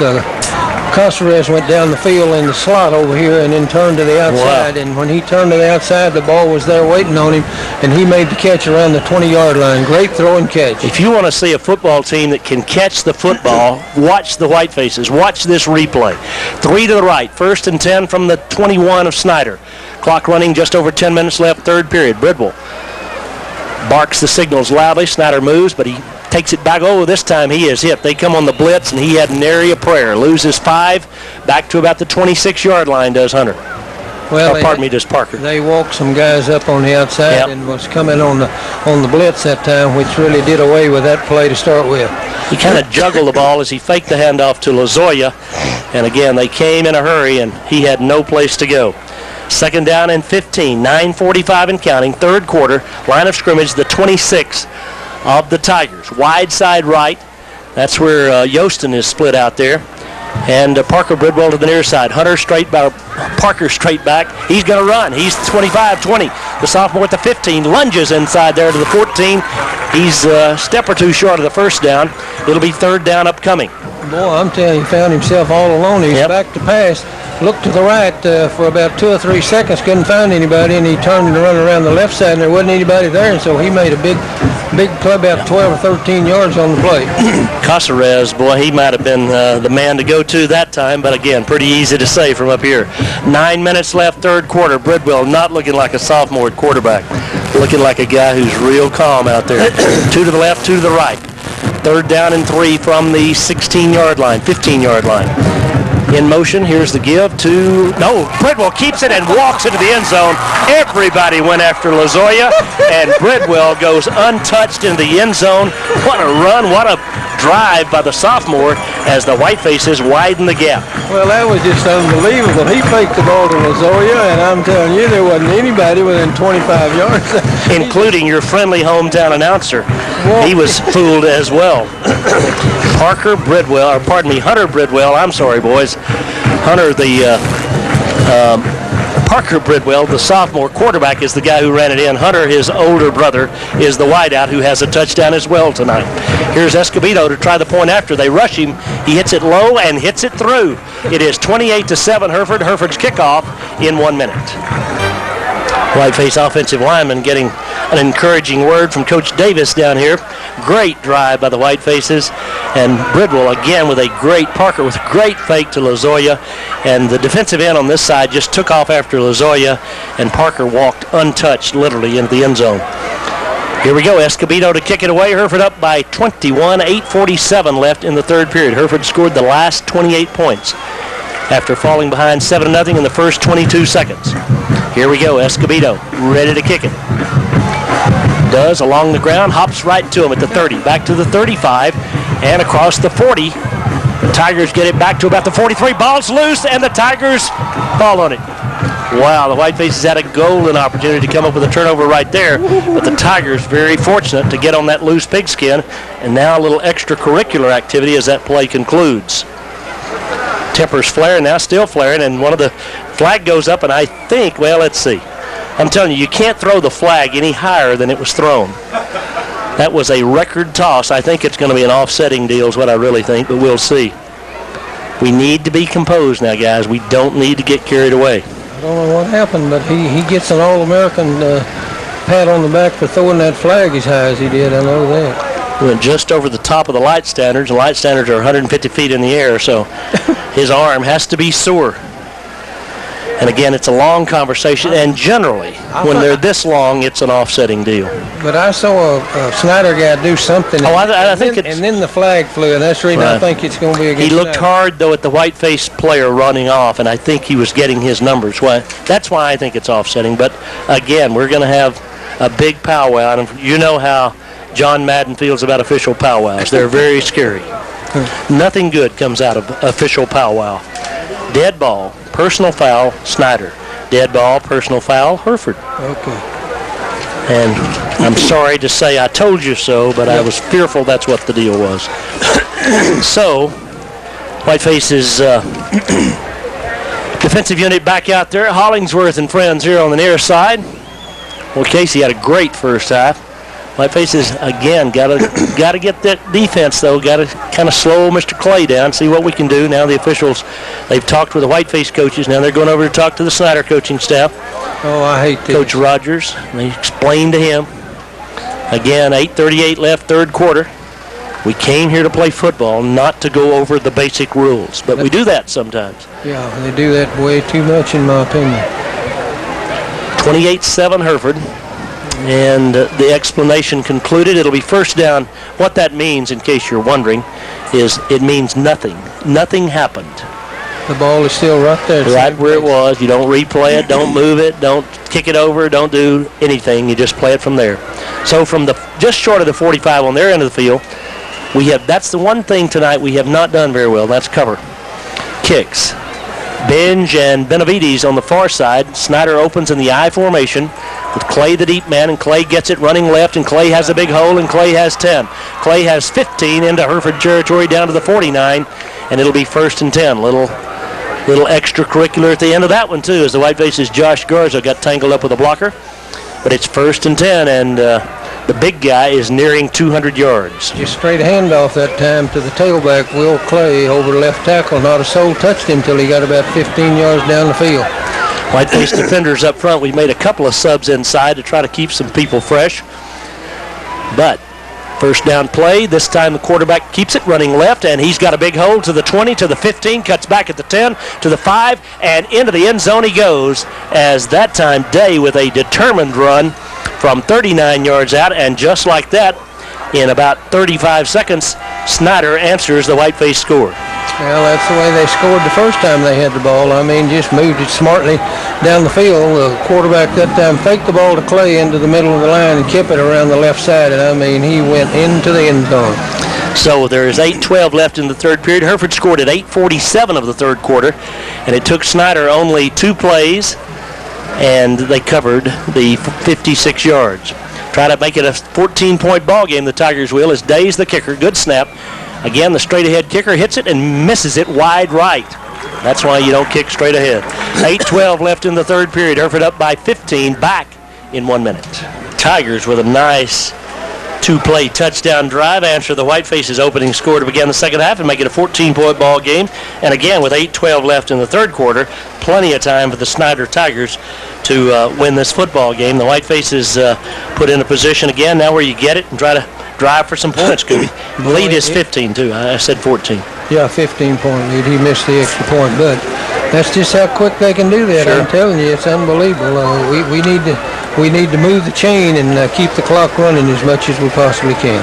As I mentioned, Day's the straight-ahead kicker, and that's what's happened in college football, pro football, high school football. I mean, the soccer-style kickers, they just, if you kick it straight ahead, there's just a better chance of shanking the thing, really. Here's the kick. It is high. It is end over end, and back goes Carrillo all the way to the 10. Chris has it.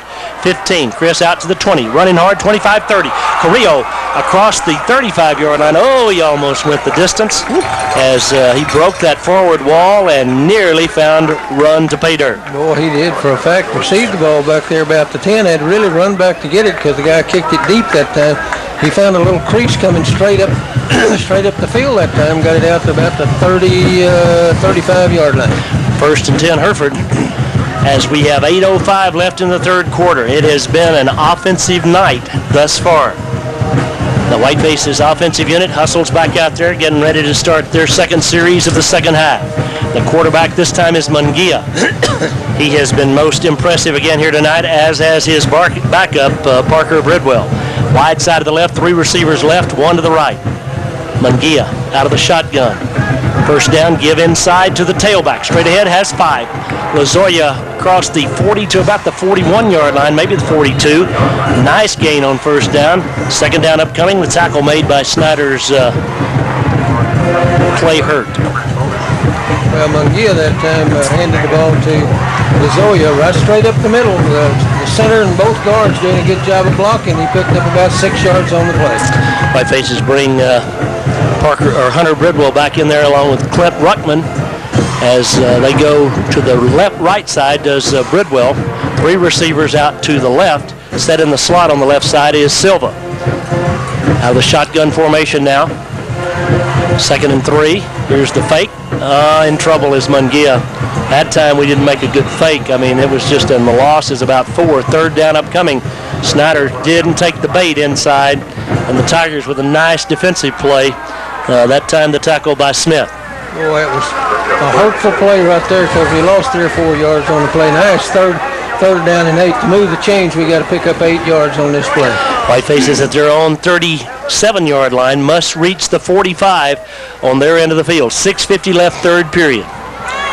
Old Ken Cole sitting next to us here. His son Jason Whiteface assistant these days. Ken, a coach from yesteryear, as well as a principal for the for Hereford schools. Wide side of the left, big play, 3rd and 8. They're going to come on the blitz. Here they come. It's a jailbreak. Pulls it down. Munguia throws over the middle, and Silva can't hang on. Matt had a sliding grab, and it just snuck away from him. Boy, the Tigers took a real chance there. And the Whitefaces, for the first time tonight, honestly failed to connect in a critical situation. Well, that loss on the 2nd down really was hurtful, so that brings up 4th down now, and Hereford's going to have to punt the ball away. J.C. Casares, his 2nd punt of the night.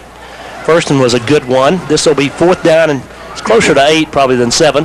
6:24 left, 3rd period, but the Tigers going to get it back and a chance to whittle away at a 15-point Hereford lead. Low snap, but he gets it. Kicks it end over end. It's going to hit down around the 40. Bounce kind of straight up down to the 39, 38-yard line and out of bounds. And that winds up being about a 26, 27-yard kick with no return. And the Tigers in good field position, a chance to cut into the Whiteface lead. Well, I don't know whether he kicked it away from the players that are waiting to receive the punt or not, but it was a little bit toward the sideline too much. If he'd have hit it just a little bit farther down the middle of the field, he could have had a good bounce on it, but it wasn't too bad. No run back anyway.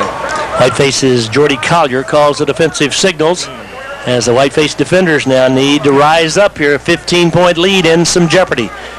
Tenna at the tackle. On the far side for the Whitefaces at the defensive end slot is Riley Hill. On the near side is Casey Hollingsworth. The linebackers for Hereford are Galvan and Collier. Here's the give to the tailback. Right side, big hole. He has 10. And tripped up just as he crosses midfield, but it's a 1st down for the Tigers as the tackle made by Galvan, but not until Clay picked up 10 more yards. Well, again, running toward the slot block on the right-hand side, just kind of a power play, and old Clay is really hard to bring down, I'm telling you. Well, again, we're not getting many hands on him either until he gets 5-6 yards down the field. That's right, that's what hurts. Wide side of the left, 1st and 10. Elias Rivera in there at tackle for the Whitefaces. I formation. Give it to the guy again, and he runs over people into the 44-yard line. Cameron Collier makes the tackle. Clay doing a little mouthing at the end of the play. It's 2nd down and 4. He gets a chastisement from the referee. Well, again, off right tackle, picked up about 6 yards on that play. Collier brought him down. 2nd down and 4, 5:39 and counting, 3rd period. Whitefaces with a 15-point lead, but the Tigers on the move at Hereford's 44. Wide side to the left. And here's the give again to Clay. And this time it's Galvan who hits him first, and then he gets help from his friends. A loss of 1. It'll be 3rd down and 6. Tenna was right there. Galvan was the first man there. And again, a little mouthing at the end of the play. Well, that was a good play that time. They knocked old Will Clay down for about a yard or so. Lost 3rd down and 5. Here's a big play right here. Galvan and Benj were the first two, but Galvan really made the play. Wide side of the right, 3rd down and 5. I formation. Let's see if the Tigers go upstairs. 4:55 left, 3rd period. Nope. Going to keep it on the quarterback option. He's inside the 40 to the 35 to the 30. Still on his feet to the 20. A flag goes down. This one's coming back as Day went the distance, but a flag at about the 27 or 8-yard line, and a part of that's going to be erased. Not all of it, but a part of it. It'll be a 1st down, but not a touchdown. And again, the block in the back by the Tigers is the call.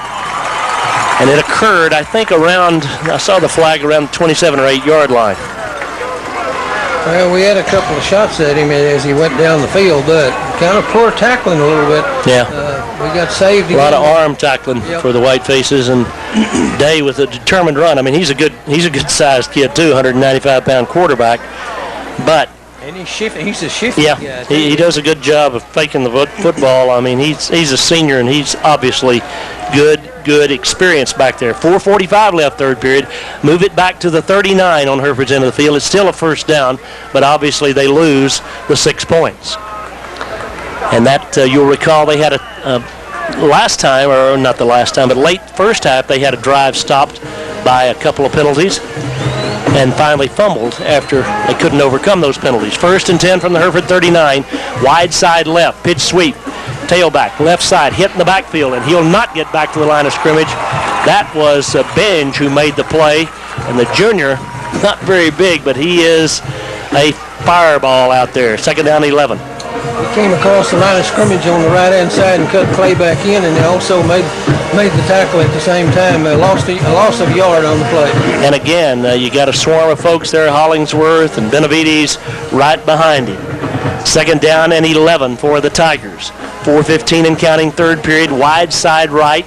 Day has two receivers to the right, and nobody split left. I formation behind the senior. Day fakes it, keeps it, runs left. Day tries to get outside. He'll not get there this time as Benavides wraps him up. Gain of about 3. It'll be third down and 7. Good job, Johnny Benavides. Oh, it was a good job that time. Faked again to Clay, and the quarterback tried to get outside on the far side, but Benavides was right there to make the tackle. Jordy Collier got a piece of it as well. And it is a big couple of plays coming up right here now. Third down and 7. Obviously in 4-down territory. 3:39 left. Third quarter. Hereford up by 15 to the Tigers at the whiteface 36-yard line. They split a receiver to the right. Actually, 2 to the right now. Again in the I formation. They've not gotten in the shotgun here in the second half. Here is the fake roll. Underneath, wide open at the 30, 25. Back to the 24-yard line, and the Tigers have a fresh set of downs. Little hitch pass out in the flat. Nice throw by Day. Honestly, he's thrown it pretty well all night. They've not caught it very well. But it's 1st and 10 from the Hereford 24. Well, the guy was out in the flat that time, wide open, had a lot of room to run after he caught the ball. And so it's a first down for Snyder around the 24-yard line in Hereford's end of the field. It was the Tigers' Chase Arundel who made the catch that time. And a nice run after the catch, and it's 1st and 10 at the Hereford 23. 3 minutes left, third period. Whiteface defenders really looking tired out there, honestly, at the moment.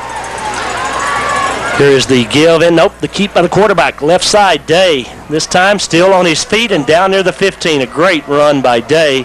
He got about 8 where there wasn't more than a couple, and it is 2nd down and 2. Boy, he is really hard to bring down. Like you say, he's a big guy. He's about 190-pounder himself. He's got good quickness, and he can move and fake the ball to Clay and took it outside for 9 yards. 9-yard gain. 2nd and 1. Benj made the tackle. 2nd and 1 from the 14. It's Clay. Big guy, big hole, big touchdown as he runs untouched into the end zone. And now the lead is back to 28-19 with a point after upcoming. Clay, that time from 15 yards away. Untouched that time, off right tackle. I'm telling you, they're really running us crazy with the run at this particular time. Well, the Whitefaces, again, I would say, look pretty worn down defensively at the moment. Very slow getting off the ball and off the blocks. They will probably go for 2. And I would think so. Down by 9 as they are. They can make it a 7-point ball game. I mean, I know in some leagues you kick it here and then go for 2 later on, but I don't think that's going to happen tonight. And the way they're moving the ball, I don't know why you wouldn't go for 2 here. The Tigers are 1 man short, and they have to use a timeout. That could be costly. 2:22 to play in the third quarter. Snyder spends a timeout. We'll take a 30-second break and be right back. Whiteface Stadium, and the lead is back. That 21-point lead has evaporated down to 9 at the moment with the point after upcoming for the Tigers. Whiteface is gathered around Coach Davis and the defensive unit coaches here, trying to come up with a play here on this 2-point attempt by the Tigers. Well, I'll tell you, I'm not the Tigers coach, and I'm sure their fans would be thankful I'm not, but it seems to me that every time they throw it, they need to throw it maybe 5 times a ball game. They can run the football pretty darn well. Let's see now what Day does here as he gets them lined up in a little power I formation, and the Whiteface defensive unit gets set. And it's just a pitch sweep. I mean, nothing fancy about this. And into the end zone for 2. I mean, they block the Whitefaces on the corner. And it is a 7-point ball game with the point after upcoming as they pitched it back to Bollinger, and he went to the end zone for 2. 2:22 to play in the third quarter. I beg your pardon. Hereford by 7, back in 1 minute. All right, this has the makings of one of those football games that goes down to the wire, Coob. Oh, it is for a fact. Boy, I hate to see them get their motor running again like they have here with that running game that they have. Boy, it's hard for us to stop them, I'll tell you. The Whiteface is ready to receive the kick again. They kick out of that, and this time they shift into a full. We had a good return the last time, so they spread the field as though they will kick it straight away and play pretty what you'd call standard kick coverage football. Here's Rose, the kicker, squibs it along the ground, and it is picked up by no one yet. Finally picked up by the Whitefaces. Ooh, lick on the ground. The flag goes down. Add 15 on to the end of that. Cameron Collier recovered at the 25, but instead of getting it at the 25, we'll get it at the 40 because of the late hit. Well, that was a squib kick down the field, and boy, we had a hard time trying to get a hold of it. Collier finally fell on it, but they had a guy come along and hit him a little bit late on the ground, I think. Yeah, that was the call. I think we have an option here. Well, I don't know. The official's looking up at the clock as though he thinks there's something wrong with it, but there was 2:22 when they kicked off, and there's 2:08 now, so maybe a couple of extra seconds ran off. George Oakes is the man on the clock, so if there's anyone to blame, he's it. Here's the 15-yard walk-off, personal foul against Snyder. Again, Jordy fell on it, and defender came in late. Not Jordy, I'm sorry, Cameron. Defender came in late and hit him on the ground, and that drew the flag. But Whiteface fans have kind of, we kind of worked ourselves into a little bit of a slump here, and the Whitefaces need a little spark. Let's see what happens on this series, a critical series, obviously, for both teams. 2:12 left, third period, 28-21. Whiteface defenders need a rest, and the Whiteface offensive unit needs a score. They do put time back on the clock, back to 2:18, so 10 seconds added back to the clock. The Whitefaces come to the line of scrimmage with Munguia at the helm, LaZoya the tailback. Ryan from the 41 on his end of the field. High snap, he fumbles it. There's a scramble for it, and the Tigers have it, I believe. The snap went off the top of his hand, and the Tigers come up with the first turnover of the year, or the Whiteface second turnover of the year. The fumble recovered by Zeke Muniz, and tell you, man, the worm has turned. How about that? No question about it. Boy, I'm telling you, that high snap couldn't have come at a worse time right there, I'll tell you. It puts them in great field position at our 31-yard line. Well, Ryan is about 5'8", maybe 5'9", and he just couldn't he got a hand on it, but he couldn't control it. And then when he got to it, there were defenders bearing down on him. And now the Tigers are just 31 yards away from tying this ball game with 2:13 left in the third period. Here is Clay, right up the middle, and he runs tough for about 5 yards. Second down and 5. Jordy Collier, the first man there. Wasn't really much hole up in there that time, but their big line up front moved us a little bit, and he just powered his way right straight up in there for about 5 yards. Now, I'm telling you, the last thing the defensive unit needed to do was run back out there on the field. They are a weary group at the moment. Tigers with good size, and they have just knocked on the Whitefaces. Here's the quarterback, Day, running right. He's to the 20, to the 15, to the 10, to the 5, and Day leaps for, and did he get in? He did not. He got to the 1. It'll be first and goal from 1 step away. He made a valiant effort to get into the end zone. Jim mentioned Coop, and he may be right. He thinks Day may be faster than Clay. I think he is faster, but I don't know whether he's a better back or not. But right. He sure is hard to get a hold of, I'll tell you. Well, when he got to the end zone, he dove, and tried to hit the pylon with a football. And if he had, that would have been a touchdown. But they say he's at the 1. But again, it's first and goal. And the Tigers, 1:39 left, third period, have a chance to pull within 1 and obviously tie up this football game or go ahead. Day, Clay, touchdown. Untouched touchdown from 1 yard out. Clay's third of the night. 1:36 left, third period. So those two TDs for Snyder were 46 seconds apart. Well, they've run the ball so easy on us here in this half. I wouldn't be too surprised if they didn't go for. I think they sent the tee back out there, and Day, the kicker, is out in position. Could fake it, but I don't know why you'd fake it, honestly. If you were going to try it, I think you'd just go ahead and do it, because they've certainly been able to run the football at will. The Tigers come up now. Day ready to be the man who ties this football game. Bryant is the holder.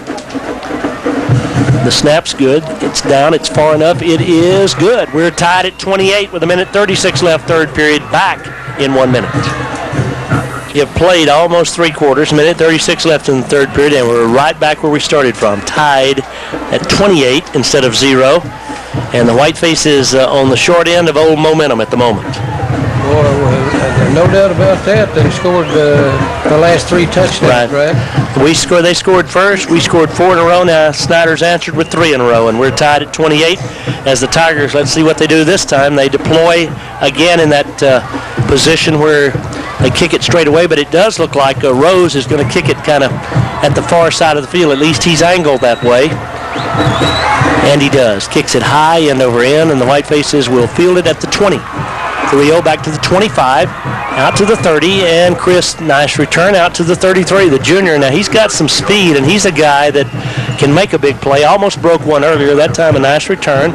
Good field position, but we must move the pigskin, Mr. Kitchens. There's no doubt about that. We've been able to move it quite a bit, but a lot of times we make a mistake of losing 4 or 5 yards on a play, and when we do, it really does hurt. But we got to move the football down the field. Well, we've only punted twice tonight. We have moved the football with some consistency, but the last 2 times we've had it, we have punted it and fumbled it, and of course those are not things that you need to do. Blakely the center. Now it is Bridwell, the quarterback. Parker, wide side to the left. Sophomore has 3 receivers right, 1 to the left. That's his older brother Hunter. Single coverage out on him. Parker takes the snap. No, hands off to Lozoya. Up the middle, big hole. Nathan has a first down as he rumbles across the 43. That puts him over 100 yards for the night. Well, that's a good job that time. Good blocking on the left side that time. Lozoya had a little room to run, and he picked up about 10 or 11 yards in a Hereford first down. 107 on 13 carries. Pretty good night for Mr. Lozoya in his second start at tailback. 1:17 left in the third period. 1st and 10 Hereford. Davis and Silva to the right. Caceres and Bridwell to the left. Shotgun formation for Parker. Fakes it, throws the little pitch, and misthrows it, and it is, nope. Was it caught, or it was caught? On the ricochet, he caught it with one hand. Oh, Hunter made a great catch, an unbelievable catch, and turned disaster into a 6-yard gain.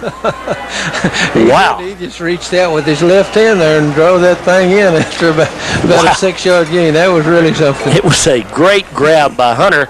2nd down and 3.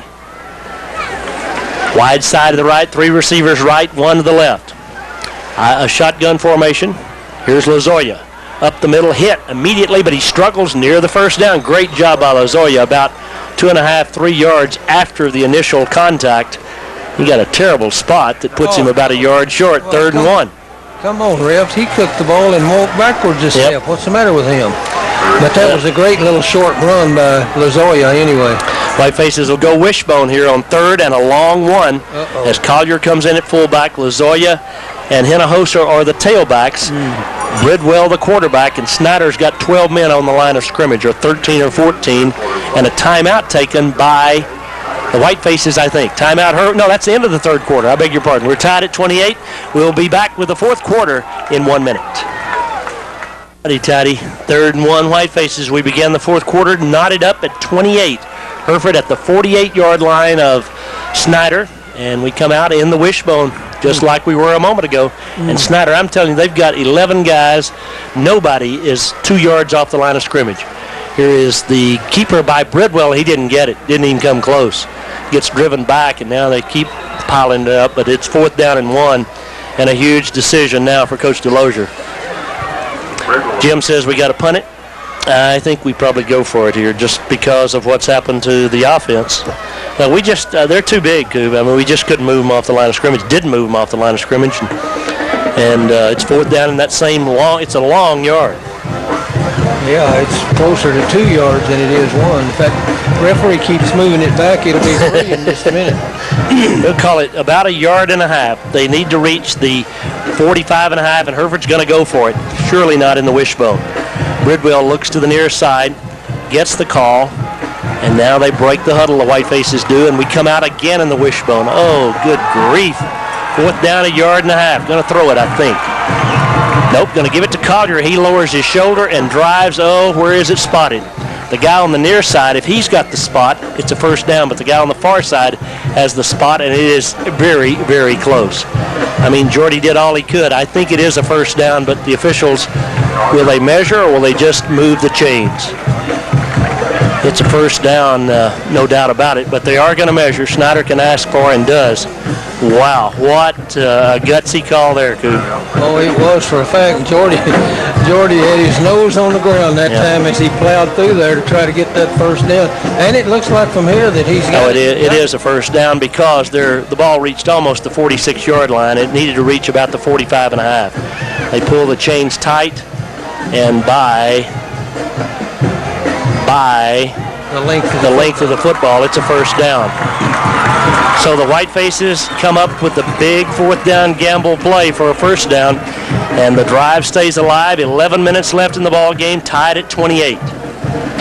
Whitefaces have seen a 21-point lead evaporate from the point of 8:12 or 8:47 left in the third quarter until the start of the fourth quarter. Shotgun formation, Bridwell and friends up at the line of scrimmage, 2 to the right, 1 to the left for Parker. Takes the snap straight back, looking. Fires it underneath, complete to Silva at the 30. Matt to the 25, Matt to the 21, takes a lick on the ground. That should have drawn a flag as well, but Silva, another nice catch and run for the senior, his third reception of the night and his third big reception. Well, Bridwell had pretty good time to throw the football that time, and boy, he fired it downfield and made the connection there for a huge Gator. I'm telling you, as one who grew up watching Dandy Don play football, he wore number 17. He was about 6'3", and Bridwell looks amazingly like him. He really does. Has that long wind up and can really hum it. 1st and 10 from the 21. Wide side of the left, Parker gives to Lozoya. Up the middle, runs into a stack and no place to go. I'm telling you, boy, they're just sitting on Lozoya. Yeah, they are. The Tigers are. Whitefaces have it 2nd down, lost a yard on the play. 2nd down and 11. Again, tied at 28, 10-15 left in the ball game. 28-28 score. Here comes Davis with the play from the sideline. Looks like one of those nights where the last team to score is the one with a victory. Silva, Davis, and Lozoya all go to the left. Caceres and Bridwell go to the right, so Parker all alone in the backfield. Let's see if they come with a blitz. They do. Gets a little time, throws the slant just off the outstretched fingertips, but there's 2 flags for pass interference as Bridwell had a defender hanging all over him, Turner, and it's 1st and 10 Hereford. Ooh, man, alive. We got lucky. Well, I don't know what you'd say we got lucky or not, but we got the call, and I think we didn't get lucky. It was the right call. Yeah. If you watch it on the replay, he's being tackled while he goes up, and the ball's not there yet, so that's kind of a no-no. 1st and 10 at the 11 of Snyder. The Whitefaces knock at the door, trying to reclaim the lead. 9:47 left to play in what has turned into an offensive shootout. Here comes Carrillo in, Caceres out. Here comes Jostin in with the play to pass it along to Bridwell. Sophomore to sophomore. And to the left, 2 receivers. To the right, just a single receiver. 2 running backs on 1st and 10 from the 11. Here is Lozoya up the middle, and Nathan maybe a yard to the 10. 2nd down and 9 from that point. Well, he just don't have any creases in there right now to run with the ball. He picked up a yard running hard over left guard, but a guy hit him about the line of scrimmage, just nowhere to go. Travis Cawthon did a great job, pulled out of the near side and led the play, but someone came in from the backside and kind of made contact. So it's 2nd and 9 for the first down, 10 for the touchdown, 9:15 left in the ball game as the Whitefaces knock at the door. Bridwell sends 3 receivers left, 2 to the right. Again, he's all alone in the backfield. They blitzed the last time. Let's see what they do here. They bring 5 again.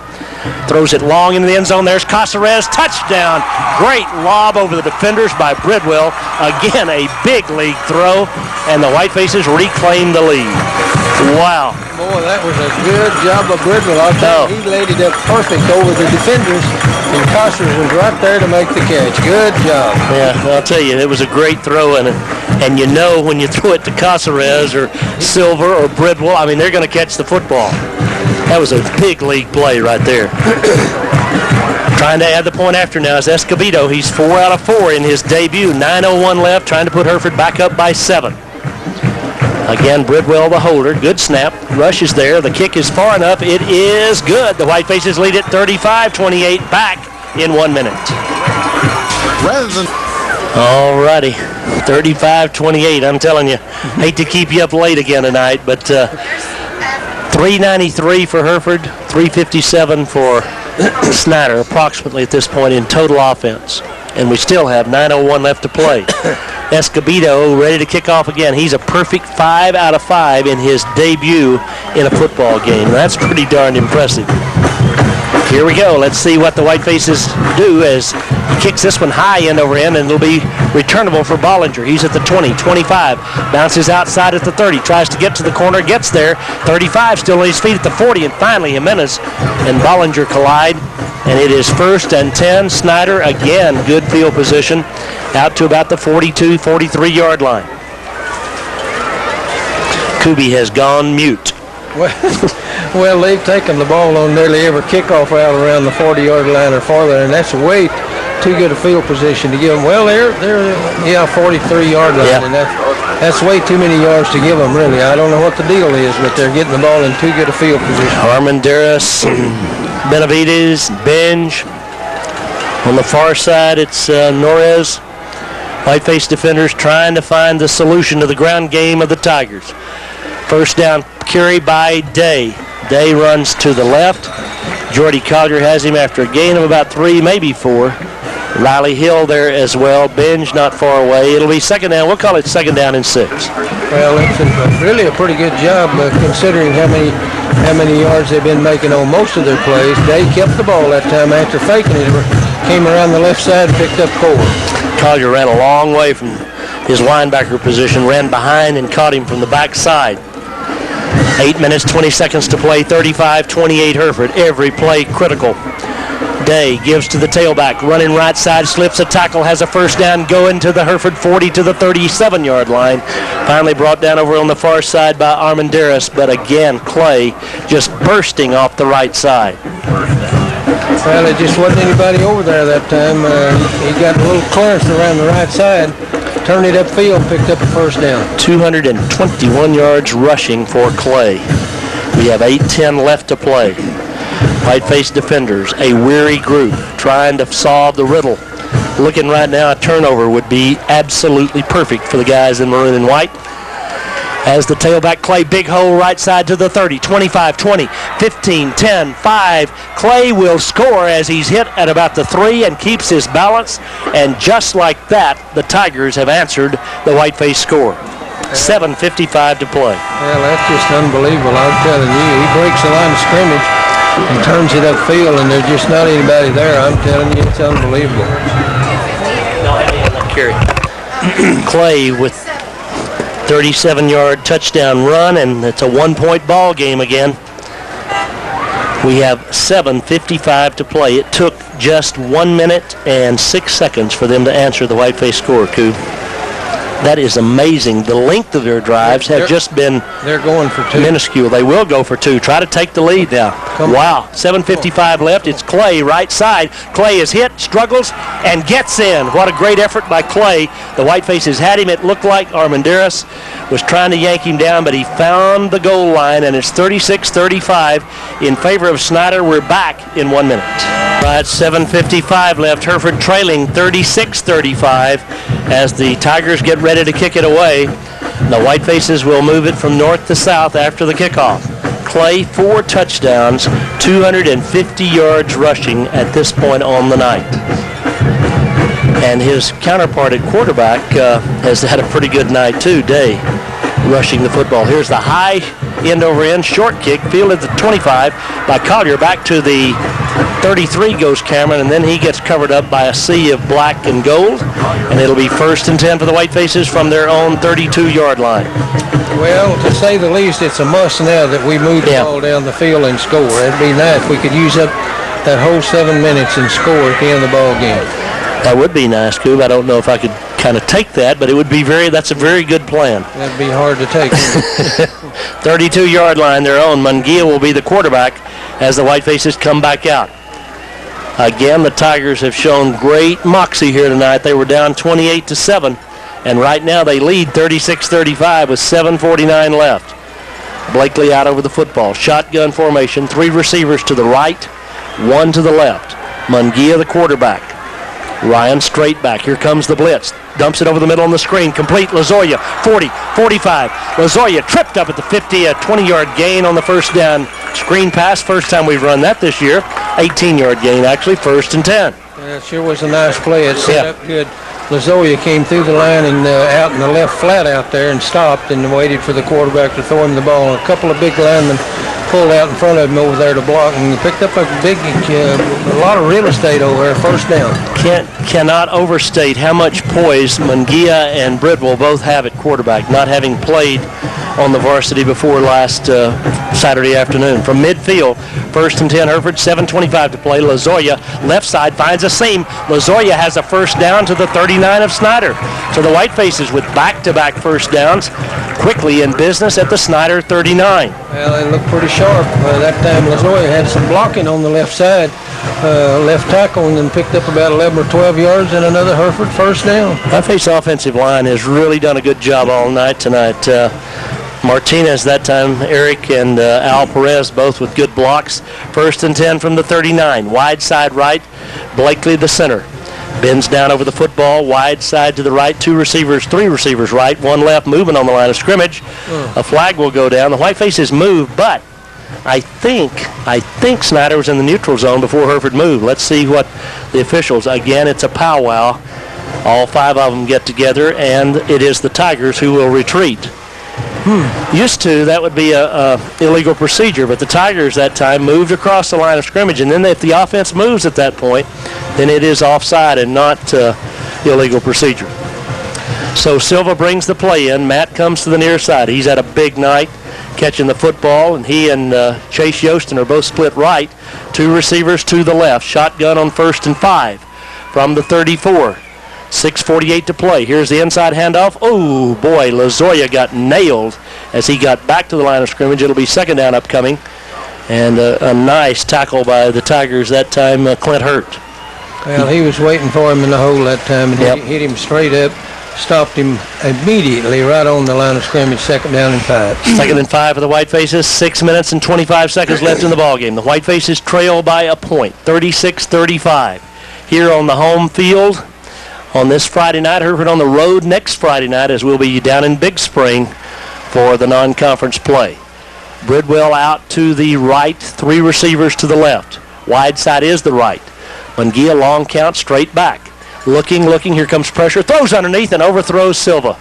Matt was wide open, and that time they were getting some pressure up the middle, and he just threw it a little too tall, and now it is 3rd down and 5. Oh, boy. Well, I think we're probably in 4 down territory. Oh, no question. 4 down territory, but he was wide open if he could have got the ball to him. He was getting pressure. A guy from the outside also came. One of the linebackers stepped up and came across, and he made him throw the ball high. First incompletion of the night for Mungia. Now, how about that for perfection? And I think that time, honestly, watching it back on the replay, I think it might have slipped in his hand as he started to throw it. Obviously, it's kind of a night when you can work up a sweat out there, a pretty humid night. The Whitefaces with a huge couple of plays here. 3rd and 5, wide side right. Mungia takes the snap straight back. Here comes the blitz. Got to get rid of it. Does. Complete. Lozoya close to and doesn't quite have the first down, I don't think. He's about a yard short, maybe a half yard short at the 30. 4th down upcoming. Oh, my. Again, a little screen pass. Oh, my. Lozoya over the middle. It was a middle screen, and he completed the ball and ran it up like about a yard or so. Well, here comes the wishbone. That's right. One more wishbone. We need about probably 2 feet would be my guess if you were going to measure it down to the nth degree. Collier, the fullback, he's normally the man here. Let's see. Hereford down by 1. Collier is the man. And Collier has the first down, I believe. Let's see where the officials have it spotted. He does. He's got it. He needed about 2 feet. I think he got 3. Anything more than 2 will do. Whitefaces, Casares and Silva already headed back on the field. They know it's a first down. The officials mark it down, and now they're going to bring in the chains. Oh, come on. They don't have to unless, nope, Snyder doesn't require it, so it's a first down for the Whitefaces at the Snyder 29. 22nd first down of the night for the Whitefaces. Davis brings the play in, 5:18 left. Hereford with a 1st and 10 at the Snyder 29-yard line, trailing by a point in the 4th quarter here at Whiteface Field. Davis comes to the near side. Split way wide left is Parker Bridwell. The quarterback out of the shotgun is Mungia. Lozoya stands next to him. Blakely the snapper. Good snap. Handoff. Lozoya. Hit as he crosses the line of scrimmage. Maybe a yard for Nathan. No more. 2nd down and 9. Boy, they kind of tightened up the middle on Lozoya this time, and again, about 1 yard straight up the middle, and they knocked him down right there. What if it comes down to a field goal attempt by a guy playing his first football game? Kubi, how would you like that? Well, that beats nothing, but Yep. I'd be nervous. In with the play comes Yostin. 2nd and 9. 4 minutes and 33 seconds left to play. 36-35 Snyder. Wide side to the right for the Whitefaces. Mungia in the shotgun. Here they come. Here comes the blitz. He fakes, rolls right, has a little time, but they're right on him now. He throws it underneath and incomplete to Caceres. And then Mungia got unloaded on after he threw it away. But they got really good pressure. They brought about 7 that time. And Nathan, running for his life, trying to make the connection, couldn't get her done. Well, he ran out of the pocket to the right that time, running for his life, and tried to make the connection, but couldn't quite do it. We're not close enough for a field goal try here at the 29, I don't think. It would be like a 45-yard field goal into, well, the wind is not quite what it was, but still, that's a little bit long. 3rd down and 9, 4:19 left on the incompletion. Probably in 4-down territory again. 2 receivers, Caceres and Bridwell to the left. 3 receivers to the right. Shotgun formation, nobody back there with Mungia.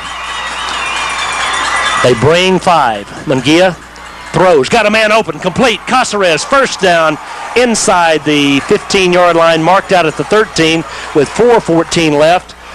The 2 seniors hook up for a fresh set of downs for the Whitefaces. Boy, that was something else. I mean, he was wide open over there for just a minute along the sideline. He split wide to the left and just went straight down the field, and Mungia hit him with a pass. Nice and going, fellows. They gave him a little extra time there, and Mungia got her done. His dad sitting down there, he's got to be a little bit nervous. 1st and 10 from the 13. Hereford down by a point, 4:02 to play. Clock running. Mungia rolls. Oh, he's hit. Ball's loose. Scramble for it. Mungia gets on his own fumble, but loses back to the 22. The Whitefaces were very fortunate there. That play blew up from the front, and the Whitefaces get it back. Now Snyder's saying it's there. It's an incomplete pass. That's the call. 2nd down and 10. Oh, was it an incomplete pass? Was it a shuttle pass? pass? It was a shuttle pass. Indeed, it was. Oh, okay. Boy, it's questionable here whether it went forward or not. But Mungia got on it. I mean, either way, the difference is whether or not the Whitefaces lose about 10 yards. Fortunately, they do not. It is 2nd and 10, 3:47 left to play. Coach Rogers out on the field. Here comes Chase Yostin in with the play from the Whiteface sideline. He'll pass it along to Mungia, and Ryan and the mates will get together. Wow, what tension here. What pressure on these guys, down by a point. 3:47 left. 3 receivers to the right, 1 to the left. Shotgun formation. Mungia on 2nd and 10. Takes the snap. Looks, man, right over the middle, overthrows Caceres. Oh, my goodness, just got in a little too big a hurry. I mean, JC was open as open could be, but the pass was a little tall, a little hard, and now it is 3rd and 10. And now we are close enough, if we don't convert here, to go for the field goal. Yeah, I think so. We're down, what's it on, about the 13? It'd be about a 30-yard field goal. Yeah, 30 yards, so that wouldn't be hard. All he'd have to do is get the right direction. Yeah, that wouldn't be hard at all, would it? Right direction's all he needs. He's got plenty of leg. He does have plenty of leg, but it would be a little bit of pressure maybe trying to win the football game, although plenty of time left for Snyder to answer if Hereford scores. 3 receivers to the right, 1 to the left. Mungia throws it into the corner for Bridwell. Up he goes, a battle for the football. Did he catch it? Yes. Touchdown! What a catch by Bridwell in the far corner, again with a defender hanging all over him, and Hunter Bridwell gives the Whitefaces the lead back. 3:37 left. Oh, that's a pretty gutsy little drive right there to take it after getting behind. The worst thing about it is there's still 3 minutes and 37 seconds left. Yep, the Whitefaces are either going to have to stop them or score again. That's the two options. 3:37 left, but a great conversion, great catch. I'm telling you, Bridwell, he's fighting off a defender. It looked like Michael Irvin back there pushing and shoving and going up and catching the ball, and we'll go for two to try to make this a 7-point lead again. It's 41-36 Hereford, 3:37 left. Mungia and Chase come into the ball game. Chase Yostin, in case you were wondering. Last names are necessary sometimes. To the right, left goes Bridwell. To the right goes, well, the Whitefaces want a timeout. Timeout Hereford with 3:37 left. They'll go for two when we come back in 30 seconds. You in here tonight for the ball game and you didn't have any rooting interest one way or another, I'd say you'd been pretty well entertained, Coop. I don't think there's any doubt about that. I'm telling you, this is something else. 41-36, Hereford leads.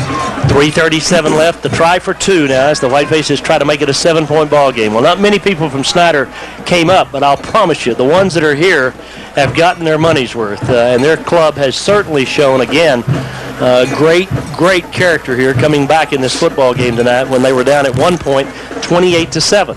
But let's give the Whitefaces a little credit coming back when they've been down in this football game now and try to get the two and then somehow hold them off. 24 first downs for the Whitefaces, a huge night offensively, but the Tigers have answered with a running game par excellence, if you will. Let's see what the Whitefaces do as they hustle back out on the 2-point conversion try. Wide side to right. We had them put it down on the far hash mark. Mungia alone in the backfield. Ryan trying to make it a 7-point lead. Caceres goes in motion. He rolls right. He looks into the corner, throws to Matt Silva, dragging across the middle, and the lead is back to 7. Silva just kind of snuck out of there and got himself a 2-point conversion, and the Whitefaces lead it 43-36. Hereford's kickoff in 1 minute. 37 left to play. 43-36. The Whitefaces by 7. Folks on both sides pretty wrung out right here. Johnny Brownlow, he stood up for a moment, but he'll have to sit down momentarily. The Whitefaces with a 7-point lead. We haven't stopped the Tigers one time this half, I don't believe, Coop. No, we hadn't. I'm telling you. Let's see if we can do it now. Escobedo kicks it, skims it along the ground, but it's right to him. I mean, on one hop, fielded at the 35-yard line, back to the 40, and just about at that point, it all comes to a screeching halt, but 60 yards away from the end zone, Clay Hurt on the return for the Tigers. That was really a pretty good kick by Escobedo. He skimmed it, and it took one bounce right into Hurt's lap. I mean, it's like a shortstop. You'd think he could have fumbled the ball back a little bit, but he just picked it up like a shortstop, moved it up the field a little bit. Kevin Frisk among those on the stop, along with Josh Ramirez. But it is 1st and 10 Snyder, 3:29 left. Both teams have 2 timeouts remaining if that becomes a factor. The Whitefaces obviously could use a turnover right now. Great football game, a very entertaining football game. And the Whiteface defenders now back out there trying to stop Lance Day and friends. Day, the 6'1", 195-pound senior, goes down under center, I formation with Clay, the deep man, and Day keeps it. Runs right, finds a little bit of seam, and gets about 5 yards out to the 45. Day faked it to Clay, and you know in a minute, Tenna on the tackle along with Garza, you know he's going to hand it off to that guy. Well, they were awful close to the line of scrimmage that time, and you'd think he was going to hand it off, but he faked it and kept it himself, that Day did, and picked up 5 yards. Not too bad on first down. 3 minutes left to play. Jim says the last team with the ball wins the football game. That may be true. 3 minutes now to go. 2nd and 5. Wide side left. Here is Clay, left side. He's hitting the backfield, and he'll not get away. He'll lose. As first it was Garza, then it was Benj, then it was Collier, and the loss is 5. 3rd down and 10. Boy, that was a heck of a play right there. I don't know whether we were blitzing some linebackers or what, but we need to do that more often. It was Collier, actually, who got there first. Jordy with a great play. He just came racing through and wouldn't let go. 2:31 left now. They're in 4-down territory. This is 3rd down and 9. I mean, this has suddenly gotten serious for the Tigers. Well, we got to be careful about a fake and a long pass here, I'm telling you. I don't think so. I don't think they throw it. Wide side right. We'll see. Day bends down under center. He gives it. Nope, he rolls. He is going to throw it. Throws it underneath. Got a man complete.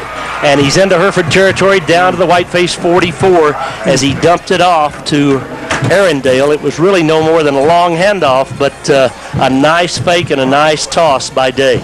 Well, it's that friendship flat pass that he threw.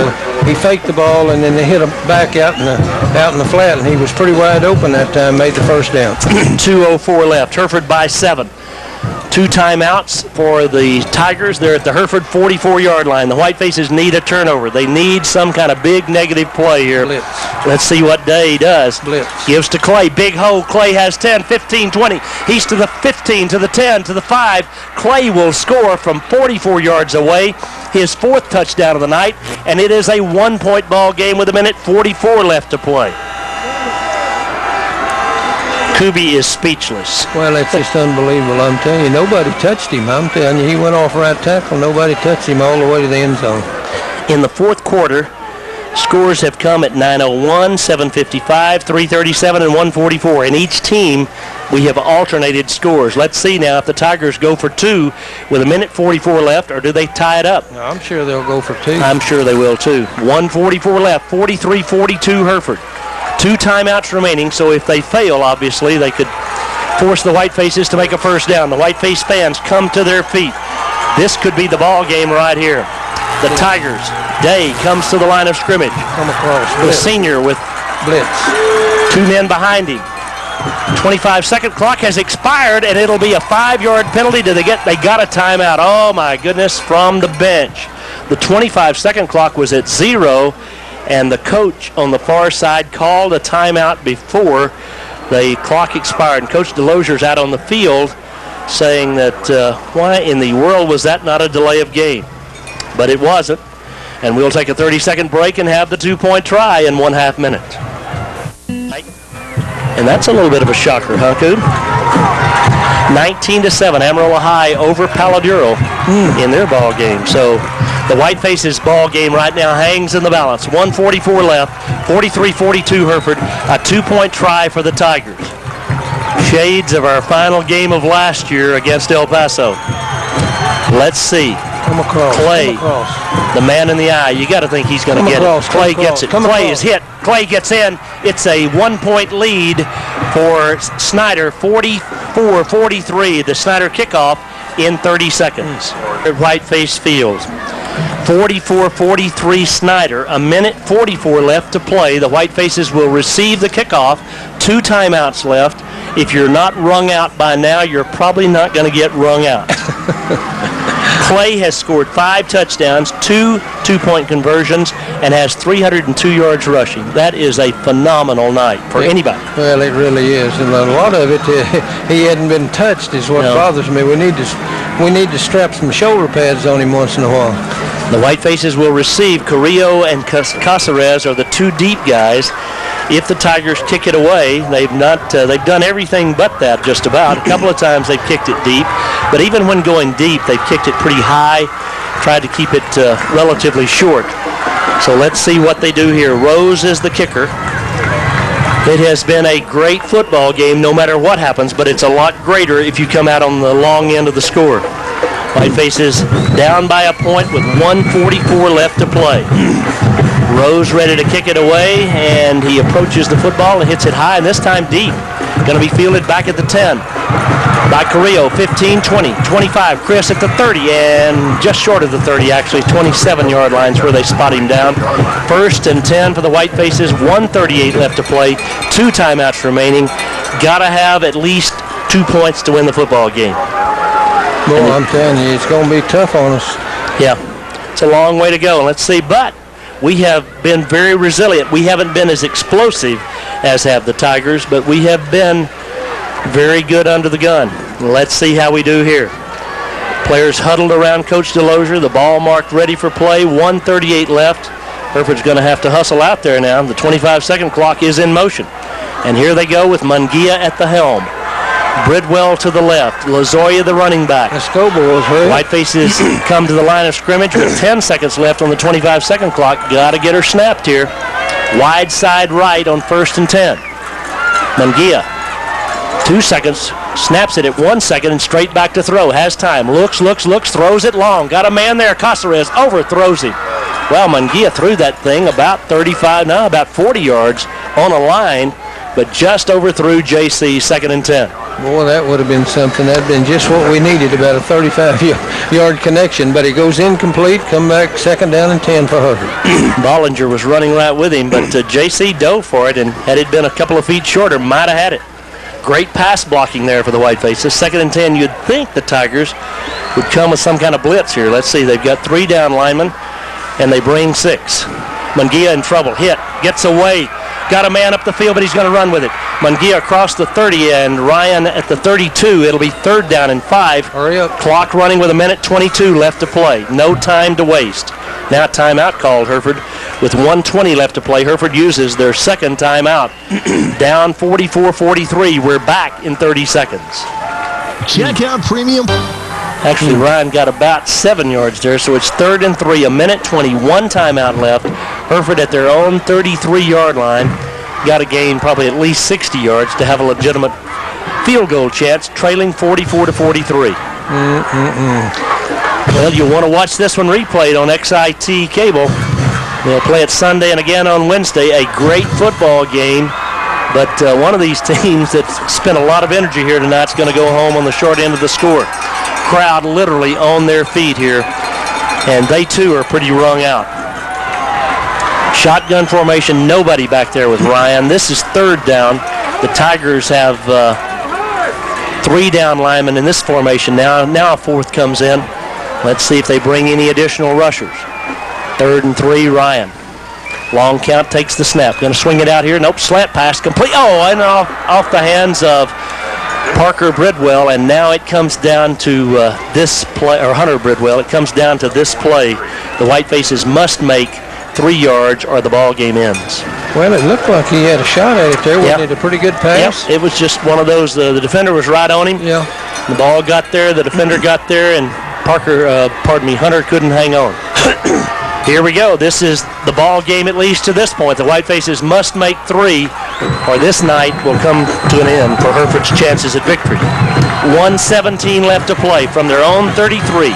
Munguia sends 2 to the left, 2 to the right. Lozoya stands beside him. Let's see if they blitz him. Nope, 4-man rush. Over the middle, complete.